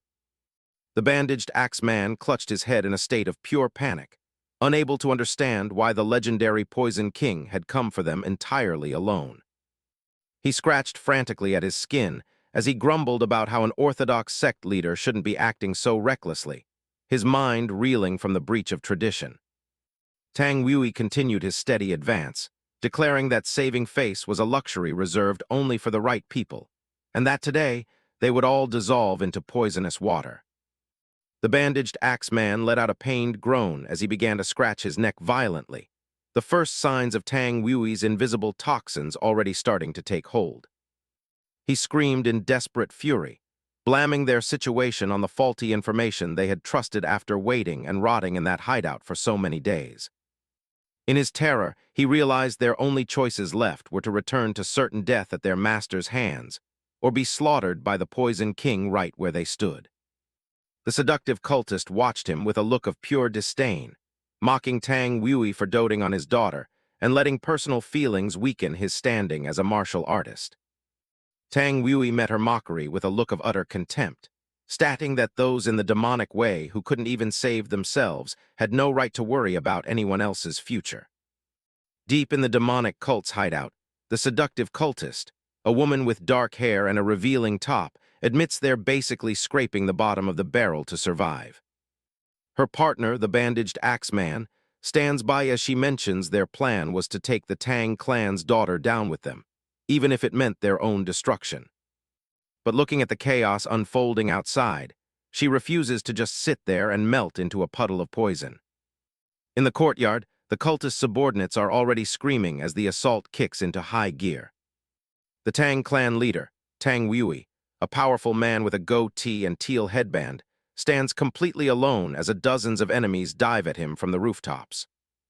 He just calmly stomps his foot, and a thick green haze starts bubbling up from the stone floor. Within seconds, the entire area is swallowed by a wall of toxic fog. The men caught inside can't even get a scream out before the poison hits them. It's a horrific sight. The gas is so potent it's literally dissolving the skin off their bones in midair. Skeletons tumble to the ground as Tang Wui, the Poison King, watches the carnage with cold eyes. But the cultists had a plan to break the stalemate, hurling an explosive bomb directly at Tang Wui. Tang Wui reacted instantly, realizing these were the legendary Thunderbolt bombs. A massive explosion erupted right where Tang Wui had been standing, shaking the entire stronghold.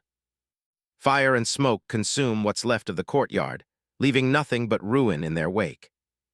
Looking down from a high vantage point, Tang Wui couldn't help but gasp at the sheer destruction caused by this little toy. He called them cunning bastards as the dust settled. Sensing that it's game over, the two cultist leaders finally decide to cut their losses and run. The seductive cultist and her partner smash through the wreckage to make a desperate escape. The Tang guards spot them immediately and start shouting for everyone to cut off their retreat. But anyone who gets too close is instantly butchered in a spray of blood as the two force their way out. The bandaged axeman is fuming, cursing at how pathetic this whole operation turned out to be. His partner tells him to pipe down and focus on living to see another day first. She's completely dialed in on the exit, desperate to leave the Poison King's reach behind. Her foot splashes right into a thick pool of blood as they sprint through the devastated halls. They suddenly skid to a halt, eyes wide with shock at the figures blocking their path. The terror on their faces is clear. They didn't expect anyone to be waiting for them here. Out of the shadows, a figure in black robes with a ponytail drops down with his blade already drawn. It's the protagonist, our ghost blade, unleashing a massive circular strike that halts their retreat. The two cultists drop into a defensive stance, sweating as they realize they're trapped. The ghost blade lands gracefully alongside Tang Sowol, a girl with dark green hair, nodding they've arrived at the perfect moment. The courtyard is silent under the moon as the standoff begins. Two figures block the path, and neither looks friendly. Dan Muksang and Sama Suryeon look ready to kill. These aren't the kind of enemies you walk away from easily. They've already singled out Tang Sowol. To them, she looks like a kid who's wandered into the wrong neighborhood. Muksang laughs, thinking they've just hit the jackpot. He couldn't be happier about the situation. He's even patting his partner on the back, gloating about how their luck finally turned around. Suryeon isn't celebrating. She's focused on Sowol and the swordsman who's been a thorn in their side. Sowol stands her ground next to Cheon Hwi-da, ignoring the insults about her marriage prospects. Suryeon tightens the threads on her gauntlet, deciding it's time to stop talking and start the slaughter. She makes it clear that the only way they're leaving this courtyard is in pieces. Cheon Hwi watches them closely. That bandaged guy is someone he remembers from a lifetime ago. It's Muksang, the hungry ghost axe, a pinnacle-level master who used to be one of the cult's heavy hitters. He knows he's at a realm disadvantage, but Cheon Hwi draws his sword without a second of hesitation. A gap in power levels doesn't scare him. His eyes flare with a lethal crimson glow as he enters a state of total focus. The atmosphere suddenly turns heavy as Cheon Hwi begins to unleash a murderous aura. Dan Muksang and Sama Suryeon cannot help but be suppressed by this intense, murderous aura. Suryeon catches a glimpse of the kid's bloodlust. It's too pure, too intense for any normal warrior. The intruders slam into the ground, their footsteps shaking the tiles. Muksang actually starts to enjoy himself. He feels a strange connection to the darkness coming off the boy. He tells Cheon Hwi that he smells just like a demonic cultist, maybe even darker than the real thing. He suggests they'd be much better off as allies than enemies, because he's starting to really like the kid. Cheon Hwi just scoffs, calling himself a proud son-in-law of the Tang family. He's got zero interest in what Muksang is selling. The rejection hits home. Muksang's grip on his massive axe tightens as his friendly mood vanishes. He roars, swinging the heavy blade with enough force to level a building. Suryeon doesn't hesitate either, her movements sharpening as she prepares to strike. Sowol unleashes her poison spirit body, a thick green fog erupting and filling the space. Muksang flinches, the sudden wave of poison catching him by surprise. He swings his axes through the mist, using pure wind pressure to force a path through the toxins. Cheon Hwi dives through the gap, his sword coming down right on the haft of Muksang's weapon. Steel and stone collide in a violent clash. The shockwave shatters the courtyard floor, sending dust and debris everywhere as they lock strength. Muksang brings the axe down with a heavy blow, determined to crush the annoying brat once and for all. Cheon Hwi and Sowol split up, narrowly escaping the strike as the ground explodes beneath them. Suryeon tracks their movements with cold intensity, her eyes never leaving her targets. She weaves through a flurry of attacks, parrying everything they throw at her with practiced ease. Sowol gathers her internal energy, continuously launching hidden weapons with all the power she has. Suryeon realizes this is going to be a much tougher fight than she planned for. This duo is actually dangerous. The sound of the battle finally draws the Tang clan guards.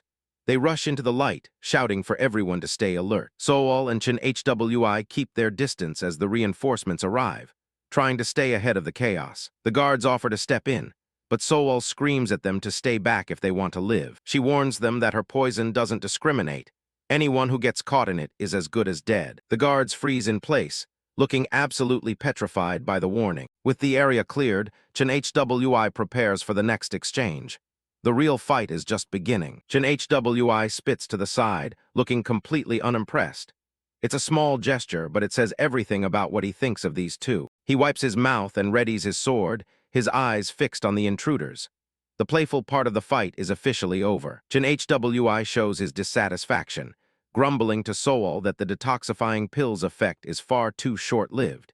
He mutters that even the highest-grade anti-poison elixir only lasts a mere 7 minutes. She snaps at Cheon Hwi, annoyed by his description of her. She's already reaching the limit of her patience with his casual attitude. Muksang and Seryun are coughing, feeling the effects of the poison.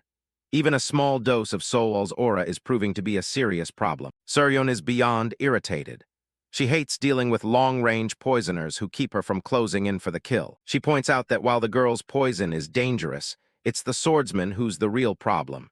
He's pinning them down and refusing to let up. Knowing the Poison King is likely on his way, they decide to change tactics. They need to drop the swordsman first if they want to escape. Seryun notes that despite being a lower class, Cheon Hwi leaves almost no openings. It's a frustrating level of skill for someone his age. Muksang grins under his bandages. He's not worried about the boy's bloodlust. It doesn't affect a guy who's already lost his mind. Cheon Hwi watches them, recalling exactly why he remembers the hungry ghost acts from his past. He knows exactly how this man thinks. His own mad wolf art is meant to paralyze those with fear.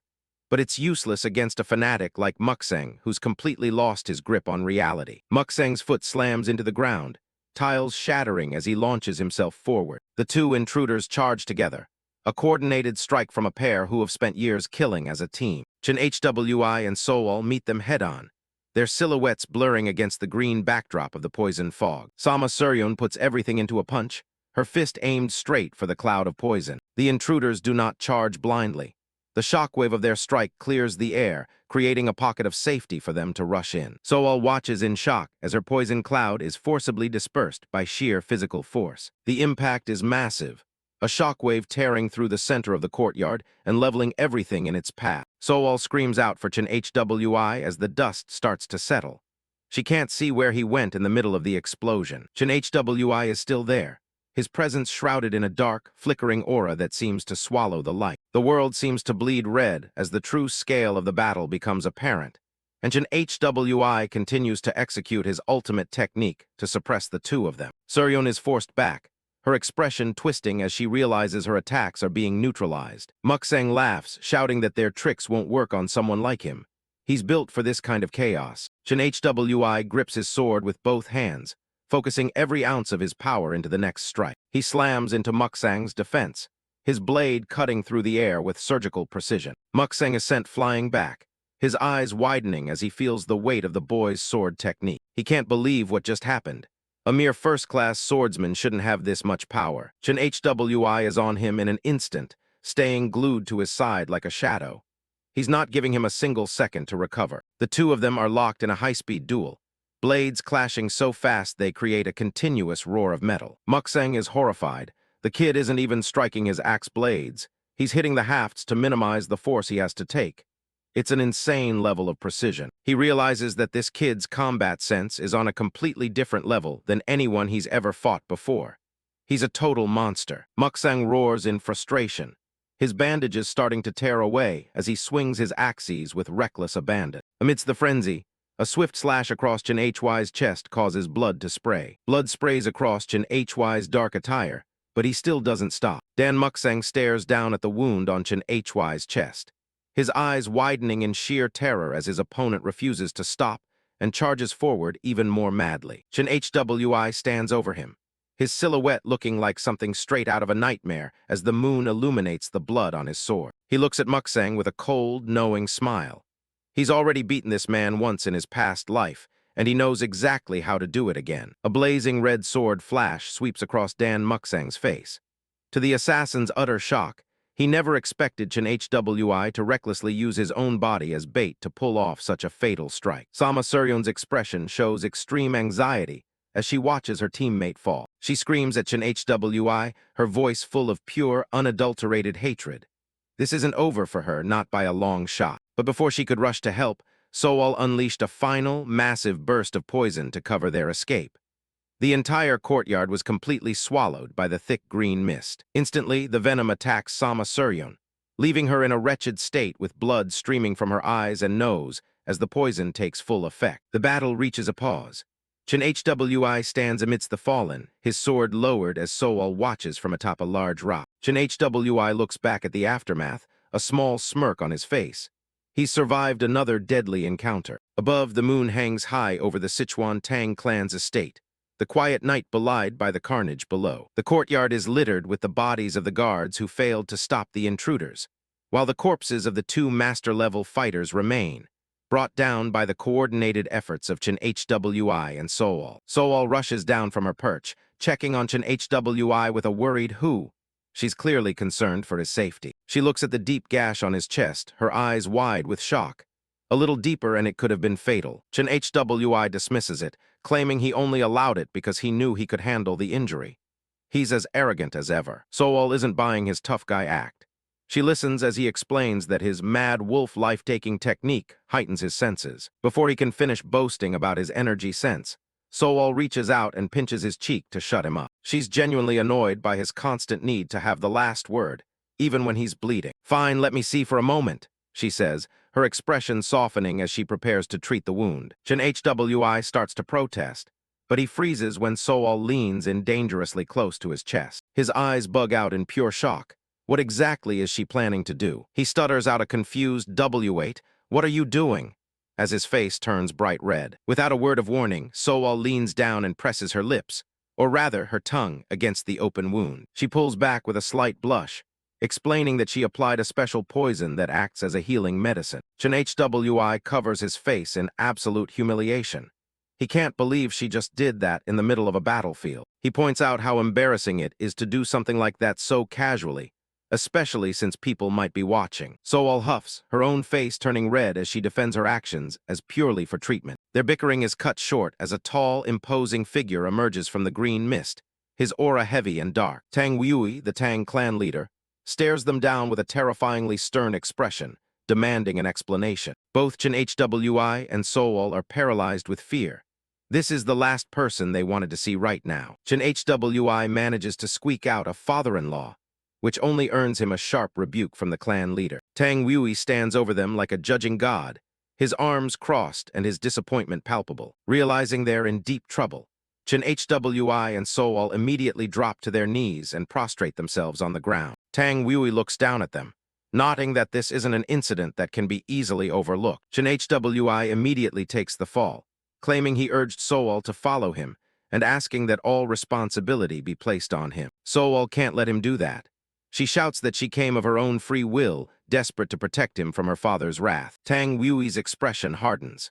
Hearing that his daughter is prioritizing this boy over her own safety only makes him more disappointed. He scolds Cheon Hwi for dragging Sowol into such a dangerous situation instead of protecting her. Cheon Hwi stays silent, looking down at the ground as he absorbs the clan leader's harsh words. He eventually speaks up, apologizing for ignoring the leader's intentions and acting on his own. However, he looks Tang Sowol straight in the eye, declaring with absolute sincerity that Sowol is more precious to him than anything. Sowol is visibly moved by his declaration, her eyes sparkling with tears as she gazes at him. Tang Sowol seems momentarily stunned by the boy's eloquence, though he tries to hide it behind a grumpy huff. He shifts the focus, mentioning that their revenge is complete and they will stay in Guangdong for a few more days. Cheon Hwi's eyes widen when he hears that they actually managed to capture a demonic cult member alive. Tang Sowol notes that while the major demons were killed, this survivor might still have some useful information. He looks over the battlefield,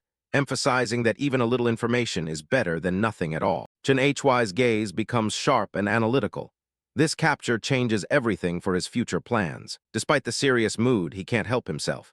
He calls out "father-in-law" one more time, making Tang Sowol snap in frustration. Cheon Hwi looks up with a sharp, calculating gaze, confidently offering his services for the upcoming interrogation. Tang Sowol and her father, Tang Sowol, stare back in silence, clearly taken aback by the boy's sudden assertiveness. The vast estate of the Sichuan Tang clan is bathed in the cold, silver light of the moon as the night hours tick by. The quiet of the inner courtyard is a sharp contrast to the high-stakes confrontation happening behind closed doors. The intricate patterns of the wooden screen doors cast long, geometric shadows across the polished floorboards. A narrow flight of stairs leads down into the manor's hidden depths, where the air is thick with the scent of damp stone. In the center of a Spartan room, a captive is tied to a chair, his head slumped forward in a state of forced silence. The prisoner is Yo Nunghak, a frail elder with a long white beard and messy hair, bound in tattered red robes. Cheon Hwi steps through the doorway, his presence immediately shifting the tension in the small, cramped room. Tang Sowol reminds him that cult members are bound by mental seals that inflict lethal pain if they dare to speak. Cheon Hwi nods, his expression cold. He is all too familiar with the dark methods the demonic cult uses on its own. Tang Sowol allows him to proceed, though he makes it clear he will be seeking an explanation for this knowledge later. Cheon Hwi places his hands on the old man's head, his brow furrowing as he begins to search for the mental seal. He reflects on how the cult's true nature as a disjointed organization was once masked by the heavenly demon's power. He knows the cult was desperate for any edge, incorporating forbidden sorceries from far outside the central plains. An internal map of the captive's body reveals the glowing points of the mental restriction that binds his will. The seal is a twisted knot of parasitic poison and hypnotic suggestion that effectively locks the victim's jaw. Cheon Hwi channels his internal energy with surgical precision, forcing it through the elder's primary dantians. The effect is immediate and horrific. The elder's eyes bulge as blood begins to stream from every orifice on his face. "It is done," Cheon Hwi says flatly, stepping away from the gasping, gore-covered man. He explains that the technique is a double-edged sword. They have only 15 minutes before the captive's mind collapses. Tang Sowol leans in close, his voice dropping to a low, commanding growl as the interrogation finally begins. Yo Nunghak, his face a mask of fresh blood, wheezes out his name and his role as a captain of the vicious hound unit. Both Tang Sowol and Cheon Hwi are stunned. Capturing a unit leader is a far bigger prize than they had dared to hope for. Tang Sowol leans in, asking the prisoner why the demonic cult is targeting his clan and his daughter. Tied up and broken, the man reveals that Sowol is considered a major obstacle to the cult's grand plan. Tang Sowol questions if the cult leader ordered this personally, but the prisoner claims the two masters acted on their own. Cheon Hwi stays silent, watching the interrogation closely. The clan leader presses further, wanting to know exactly what this grand plan involves. Bleeding from his mouth, the captive starts to speak the unthinkable. The goal is simple: the total destruction of the martial world, leaving it blood-stained and broken. Tang Sowol sighs, dismissing it as just another one of the cult's typical delusions. Cheon Hwi looks away, already thinking about his next move. He recalls meeting the ghost-eyed witch before his regression, but she seems far more powerful this time around. It's a subtle change, but he wonders if his presence is already causing the timeline to shift. He speaks up, addressing the leader as father-in-law,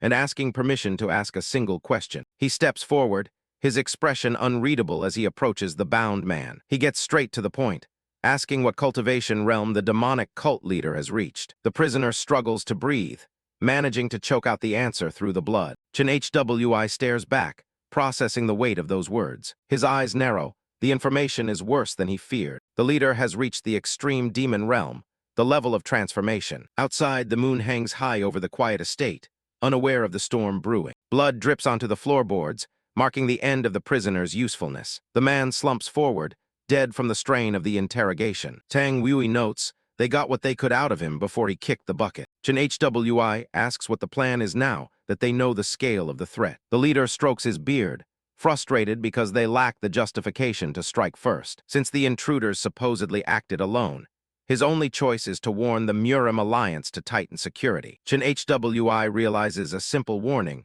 won't be nearly enough to stop what's coming. Tang Sowol turns his attention back to the young man. He calls for squad leader Yom to come forward. The leader's eyes sharpen as he prepares to shift gears. Yom stands ready, waiting for his orders. With a respectful bow, the squad leader acknowledges his instructions. He slips through the curtains, moving out to carry out his mission. Tang Sowol turns to Cheon Hwi, stating he won't dig too deep into his past, but he needs one honest answer. He points out that his Dark Soul Squad is the best intel network in the Central Plains. He wants to know how Cheon Hwi knew about the restriction seal, when even his best experts were clueless. Cheon Hwi tries to claim he just heard rumors in the back alleys, but he can tell that's not going to fly. Tang Sowol admits he doesn't doubt him personally, but to an outsider, it looks like he's connected to the cult. He needs the real reason to avoid any misunderstandings. Once the Murim alliance gets involved, Cheon Hwi looks him in the eye, realizing his back is against the wall. He knew he couldn't keep his regression a secret forever, especially with the world ending. With the cult moving faster than before, they don't have time for lies. He tells the leader to listen closely and believe what he's about to say, no matter how crazy it sounds. Tang Sowol nods as Cheon Hwi explains that while it might sound absurd, everything he's saying is the truth. The clan leader stands silently, processing the weight of the revelation. Cheon Hwi opens his mouth to speak, but he's suddenly cut off by a strange sensation. Tang Sowol watches him carefully, noticing the sudden change in his demeanor. The room falls into a heavy silence as the leader waits for him to continue. Tang Sowol asks if something is wrong, but Cheon Hwi finds himself unable to form the words. A cold sweat breaks across Cheon Hwi's face as he struggles against an invisible force. His heart begins to race, pounding against his ribs like a trapped bird. He gasps for air, his vision starting to swim as the pressure intensifies. Tang Sowol rushes toward him, concerned by the sudden physical distress. Cheon Hwi hunches over, gritting his teeth against the mental agony. He tries to force the words out, but it feels like his very mind is being squeezed. He realizes with a shock that he literally can't speak about the future or his past life. The realization hits him like a physical blow. Something is blocking him at an unconscious level. The words form in his head, but they vanish before they can reach his lips. It's a restriction seal, an ancient and powerful form of mental sorcery. This kind of magic is usually used to keep puppets in line or protect the most dangerous secrets. He knows it's impossible to cast this secretly, yet he has no memory of it being placed on him. Panic starts to set in as he wonders when and how his memories were tampered with. Tang Sowol places a steadying hand on his shoulder, asking if he's all right. Cheon Hwi manages to apologize, explaining that the words simply won't come out right now. He promises the leader that his past will never bring harm to the Tang clan or Sowol. The clan leader sighs, telling him not to force it and that he's done enough for one day. Cheon Hwi gives a respectful bow before heading off to get some much-needed rest. Night falls over the Tang estate, the silence of the buildings hiding the tension within. Back in his room, Cheon Hwi sits on the edge of his bed, his mind still reeling from the discovery. He has so much to process, and this new restriction only adds to the mountain of problems. He circulated his energy to search for any physical anomalies, but his body seems perfectly fine. He suspects the seal is only tied to the topic of his regression, which implies a power beyond human limits. He wonders about the entity that has the power to send someone back to the past in the first place. Is this the price he has to pay for a second chance? To carry this karma for the rest of his life? He closes his eyes, trying to find some peace in the darkness of his own mind. The sound of the door sliding open startles him out of his thoughts. Tang Sowol stands in the doorway, looking a bit hesitant to be there so late. She smiles softly, asking if he has a moment to talk before he goes to sleep. Cheon Hwi teases her, asking what her father would think about her visiting a man's room at this hour. She steps inside, jokingly pointing out that for someone who can dodge blades, he's scared of a lot of things. Sowol admits she got lonely waiting for him and decided to come find him herself. Cheon Hwi can only offer a small sigh in response to her blunt honesty. He apologizes, explaining that his mind has been a bit cluttered with everything going on. Sowol looks at him with concern, asking if the interrogation didn't go well after all. She asks if he's really not going to tell her what happened during the meeting with her father. Cheon Hwi clarifies that his reluctance to speak isn't due to a lack of trust in Tang Sowol. He maintains that he didn't want to burden her with what he considers a minor concern. Tang Sowol looks at him with a deep, knowing expression, as if sensing the true weight he carries. Cheon Hwi is taken by surprise when she suddenly reaches out toward him. She closes the distance between them, kneeling in front of him with a gentle hand on his shoulder. He stares up at her, momentarily speechless by her proximity and the tenderness in her gaze. Sowol softly laments that no poison can heal the worries and burdens hidden within his heart. She cups his chin, remarking on the irony of his powerful poisoned spirit body being so vulnerable to emotional pain. A warm and affectionate smile spreads across Sowol's face as she looks at her fiancé. Cheon Hwi finds himself blushing, unable to look away from the sincerity in her eyes. He pulls her into a firm embrace, admitting that he should be the one providing comfort to her instead. Tang Sowol's face turns bright red as she's caught off guard by his sudden warmth and honesty. In a playful chibai-style moment, she giggles about how much he's improved at expressing his feelings. Cheon Hwi remains flustered, reminding her that she was the one who jumped onto his lap. Her expression turns serious once more, her eyes locking onto his with a searching intensity. She leans in closer until their faces are nearly touching, her presence completely filling his senses. Feeling completely overwhelmed, Cheon Hwi nervously asks if she's been drinking to act this way. She ignores his stammering, her voice a soft murmur as she addresses him as a young hero. Sowol asks a pointed question that cuts through the tension, wondering if he sees someone else when he looks at her. Cheon Hwi is left utterly shocked by the question, his mind reeling as he struggles to respond. Tang Sowol is practically in Cheon Hwi's lap, cornering him on the bed in the middle of the night. She looks him dead in the eye and asks if he's actually looking at another woman through her. Cheon Hwi is completely caught off guard, staring back at her in shock. He tries to find his voice, but he's sweating and drawing a complete blank. He clenches his teeth, clearly frustrated by the awkward silence. Deep down, he wants to tell her that she's the only one he's ever cared about,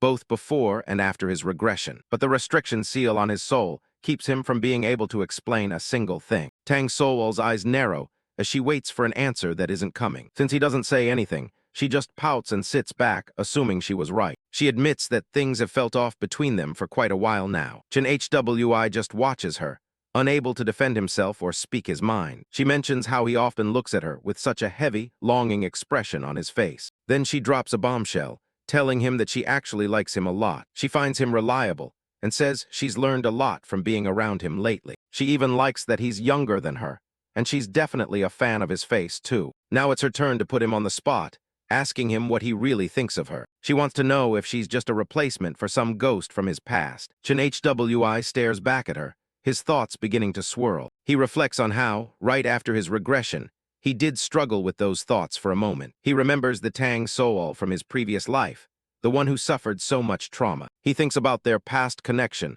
as he looks at her hand resting near his. But after actually spending time with her, he realized he's drawn to her for who she is right now. He finally admits he saw someone else in her at first, but that person doesn't exist anymore. He tells her firmly that he looks at her as herself, not a replacement for anyone. He explains that he can't tell her everything just yet, but it's not because he doesn't trust her. He tells her to look forward to the time they'll spend together from now on. Tang Sowol's eyes widen as a visible blush creeps across her face. She pouts, grumbling about how his smooth words completely melted her resolve. But apparently, a heartfelt speech isn't quite enough to satisfy her. She puts a finger to her lip, looking like she's already planning her next move. She reaches out, her hand moving toward his face. She takes his hand, wearing a small, satisfied smile. Cheon Hwi is totally confused and asks her what she just did to him. She asks if he's heard of double-headed lizard poison, explaining it's a way for her to find him anywhere. She calls it her playful declaration of war against any other women in his head. Her goal is to make him so addicted to her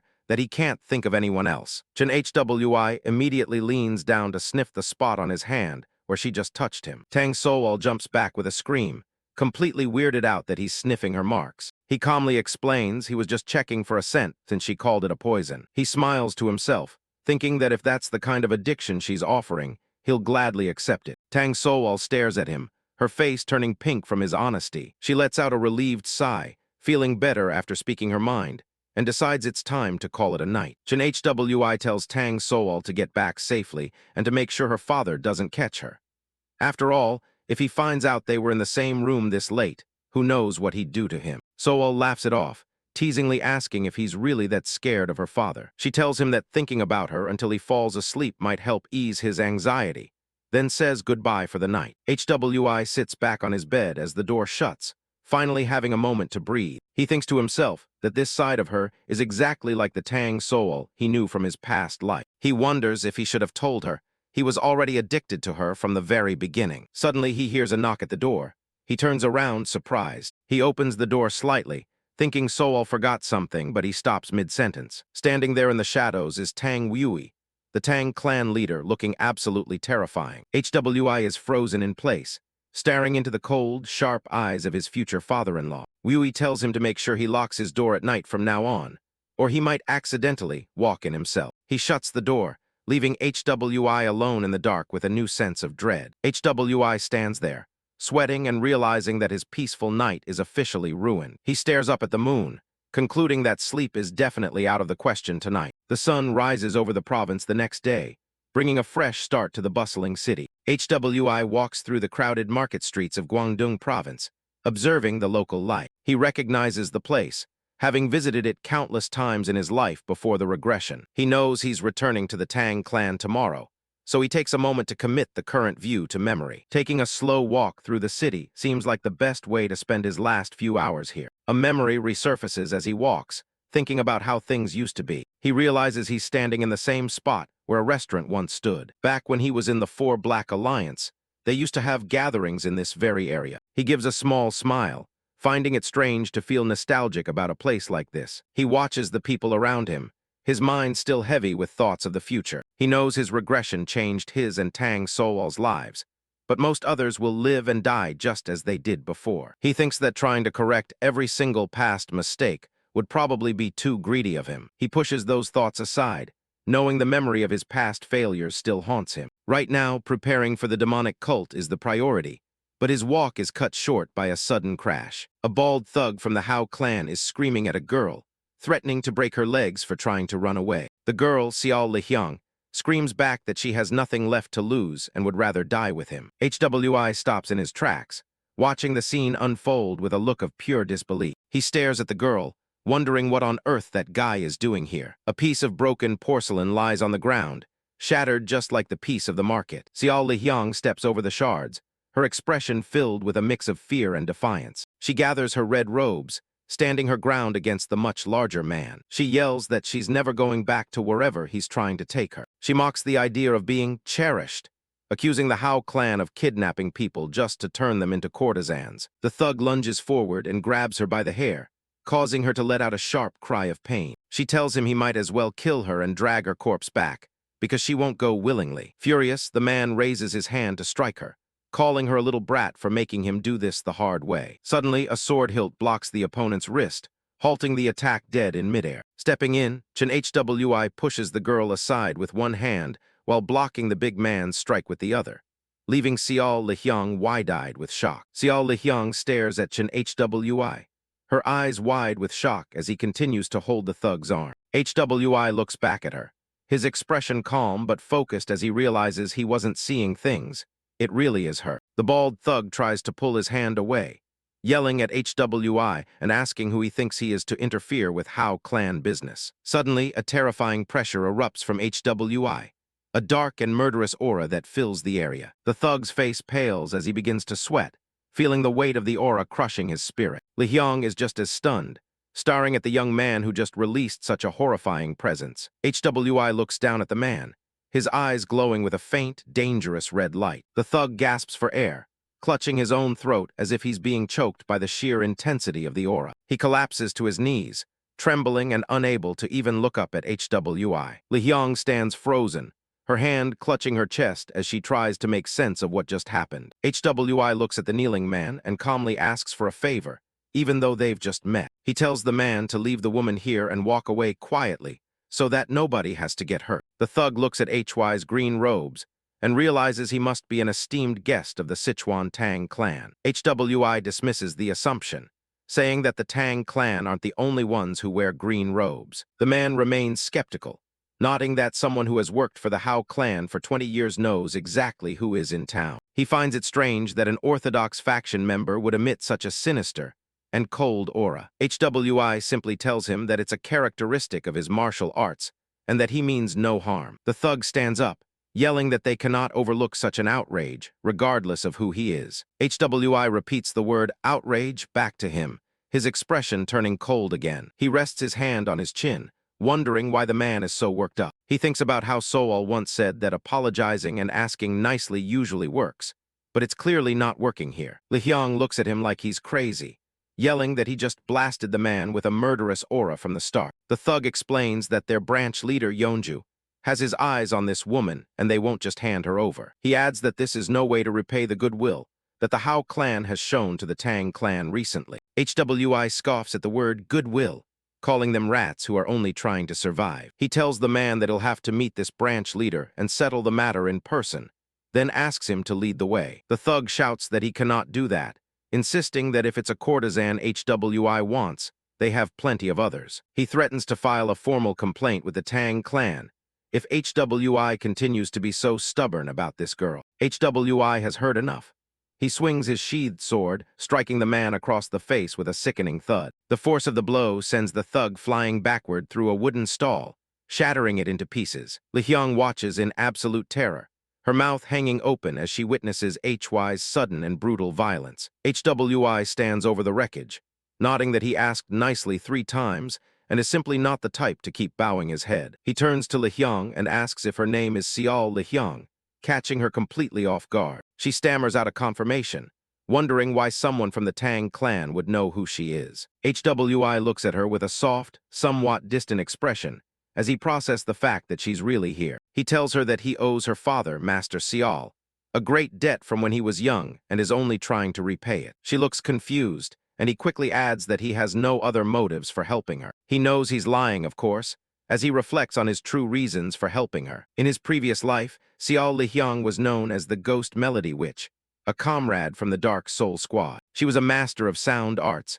but also a notorious misfit with one of the worst personalities in the faction. He looks at her now, nodding that she seems to have been this way since birth. The only difference he sees is that her left eye and leg, which were injured in the past, are perfectly fine right now. Sowol Li-hyung is incredulous, finding it hard to believe that such a man would just do a favor for someone he doesn't even know. She wonders if he had just told them that in the first place, they would have listened to him. Nearby, the thug Cheon HWI struck remains unconscious on the ground amidst the wreckage of the stall. HWI looks back at her with a calm expression, seemingly unbothered by the violence he just committed. Li-hyung lets out a small ah as she watches him, still trying to process everything that has happened. They arrive at a grand and ornate building, likely the Red Flower Pavilion. The doors slide open, revealing the luxurious interior of the pavilion. A woman in revealing red silk robes stands inside, her expression hidden as she welcomes them. HWI and Li-hyung walk through the doorway, looking around at the lavish surroundings. A voice calls out from within the room,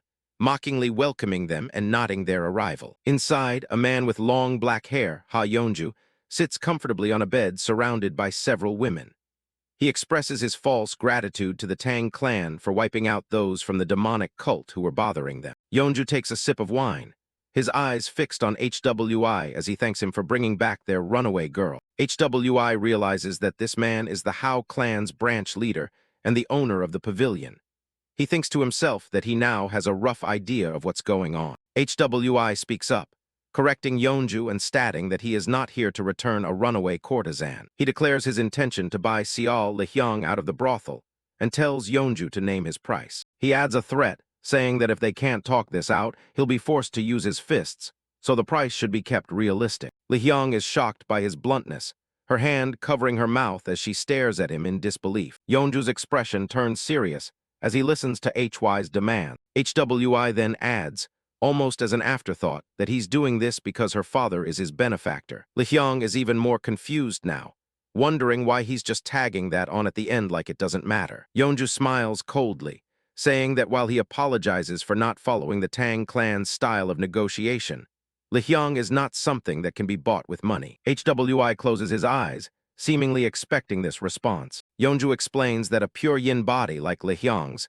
is a rare constitution that cannot be bought for cheap. Li-hyung is stunned, stammering out a question about what a pure yin body is and if he's really talking about her. Ha Yeonju smirks, the story catching him completely off guard. He narrows his eyes, curious about how much this stranger actually knows. He asks Cheon HWI where he could have possibly heard such a specific rumor. He's not just curious anymore, he's suspicious. HWI doesn't blink, telling him he can spot a unique constitution from a mile away. The pavilion master's face shifts as he connects the dots, recognizing HWI as the Tang clan's famous new son-in-law. Sowol Li-hyung is completely lost, wondering why they're talking over her head about something called a pure yin body. HWI explains it simply. It's a rare body type with energy far beyond what's normal. He drops the real bombshell. The master only wants her so he can fix his own botched cultivation technique. Then he plays the noble hero card, claiming he's just helping out a family friend's daughter. Sowol is horrified. The idea of being used as a human battery makes her blood run cold. Yeonju just chuckles behind his hand, telling the young hero to watch his mouth. He claims he's a legitimate master teaching her the arts of seduction and asks who would ever prey on their own student. HWI isn't buying the act for a second, pointing out that Sewol clearly doesn't even know who he is. The master's eyes go cold. The friendly mask is slipping. HWI stares him down, refusing to back off. Yeonju laughs, admitting that the Tang clan's golden boy definitely came prepared for a fight. But for now, he's keeping things civil, even as Sewol trembles behind HWI. A thin, dangerous smile spreads across his face. He waves a hand dismissively, saying he'll let her go if HWI wants her that badly. Sewol can't believe her luck, but HWI knows better than to relax. He waits for the inevitable catch. Yeonju looks satisfied. He's got HWI right where he wants him. He reminds HWI that in the Hao clan, everything has a price, especially trust. He lounges back, offering a deal with no strings attached, as long as the price is right. HWI stays silent, waiting for the demand. The master asks for a myriad poison pill, a treasure of the Tang clan. He justifies the insane price, calling Sewol a one-of-a-kind prize that's worth the clan's top medicine. His gaze turns sharp as he asks HWI if he really wants to play hardball in the middle of a Hao clan stronghold. The guards outside are already shifting, blocking the only exit. One of them grips his staff, looking like he's itching for a reason to use it. HWI glances toward the door, calculating his odds. He checks on Sewol one last time. She looks terrified, realizing she's just a bargaining chip in a very dangerous game. HWI looks away, his decision already made. Yeonju asks if he's ready to pay up.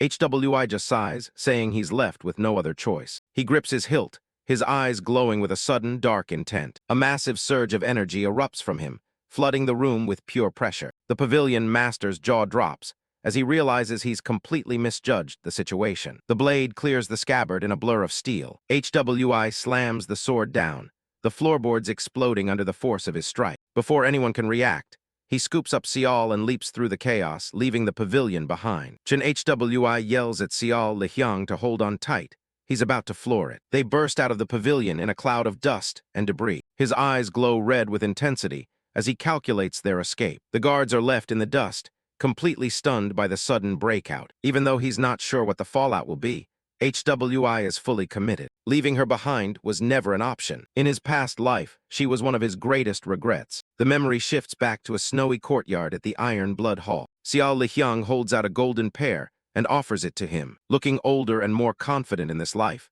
Sewol Lihyang stares intently at the pear in his hand. He grumbles, asking what game he's playing at, but she plays it cool and says it's just a pear. She teases him, calling him Blood Wolf, and saying he has the intuition of a beast. Turns out it was all a little game as she pushed the pear back toward him, demanding that he properly peel it first before she would even take a bite. He's not having it, telling her to do it herself, which makes her explode in a fake huff. She points out that he's much better with a blade than she is. He sighs, but he can't argue with that logic. He starts expertly peeling the fruit with a small knife. Sewol smiles, surprised that he actually caved that easily. She looks out over the snowy landscape, relaxing for a moment. HWI watches her, the pear skin spiraling down. He breaks the silence, asking how her internal energy training is going. She looks at him, her blind white eye clear in the light. She says she's feeling good and might find a breakthrough soon. HWI gets serious, warning her that her current technique just keeps piling up yin energy. He tells her it's going to get dangerous if she doesn't find a way to discharge it. She just grins, asking if the big bad blood wolf is actually worried about her. He tells her not to twist his words.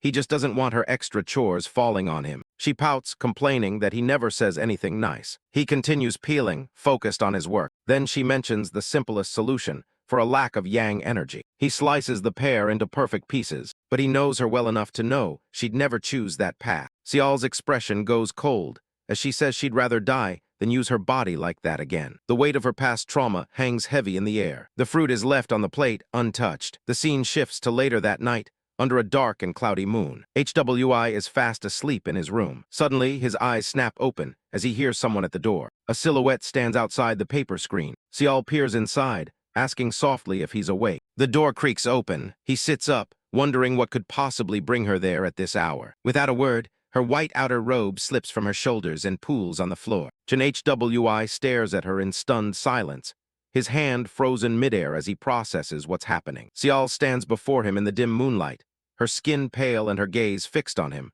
finally choosing life over her pride. Her face is flushed with a deep blush, a single bead of sweat tracing her temple as she waits for his response.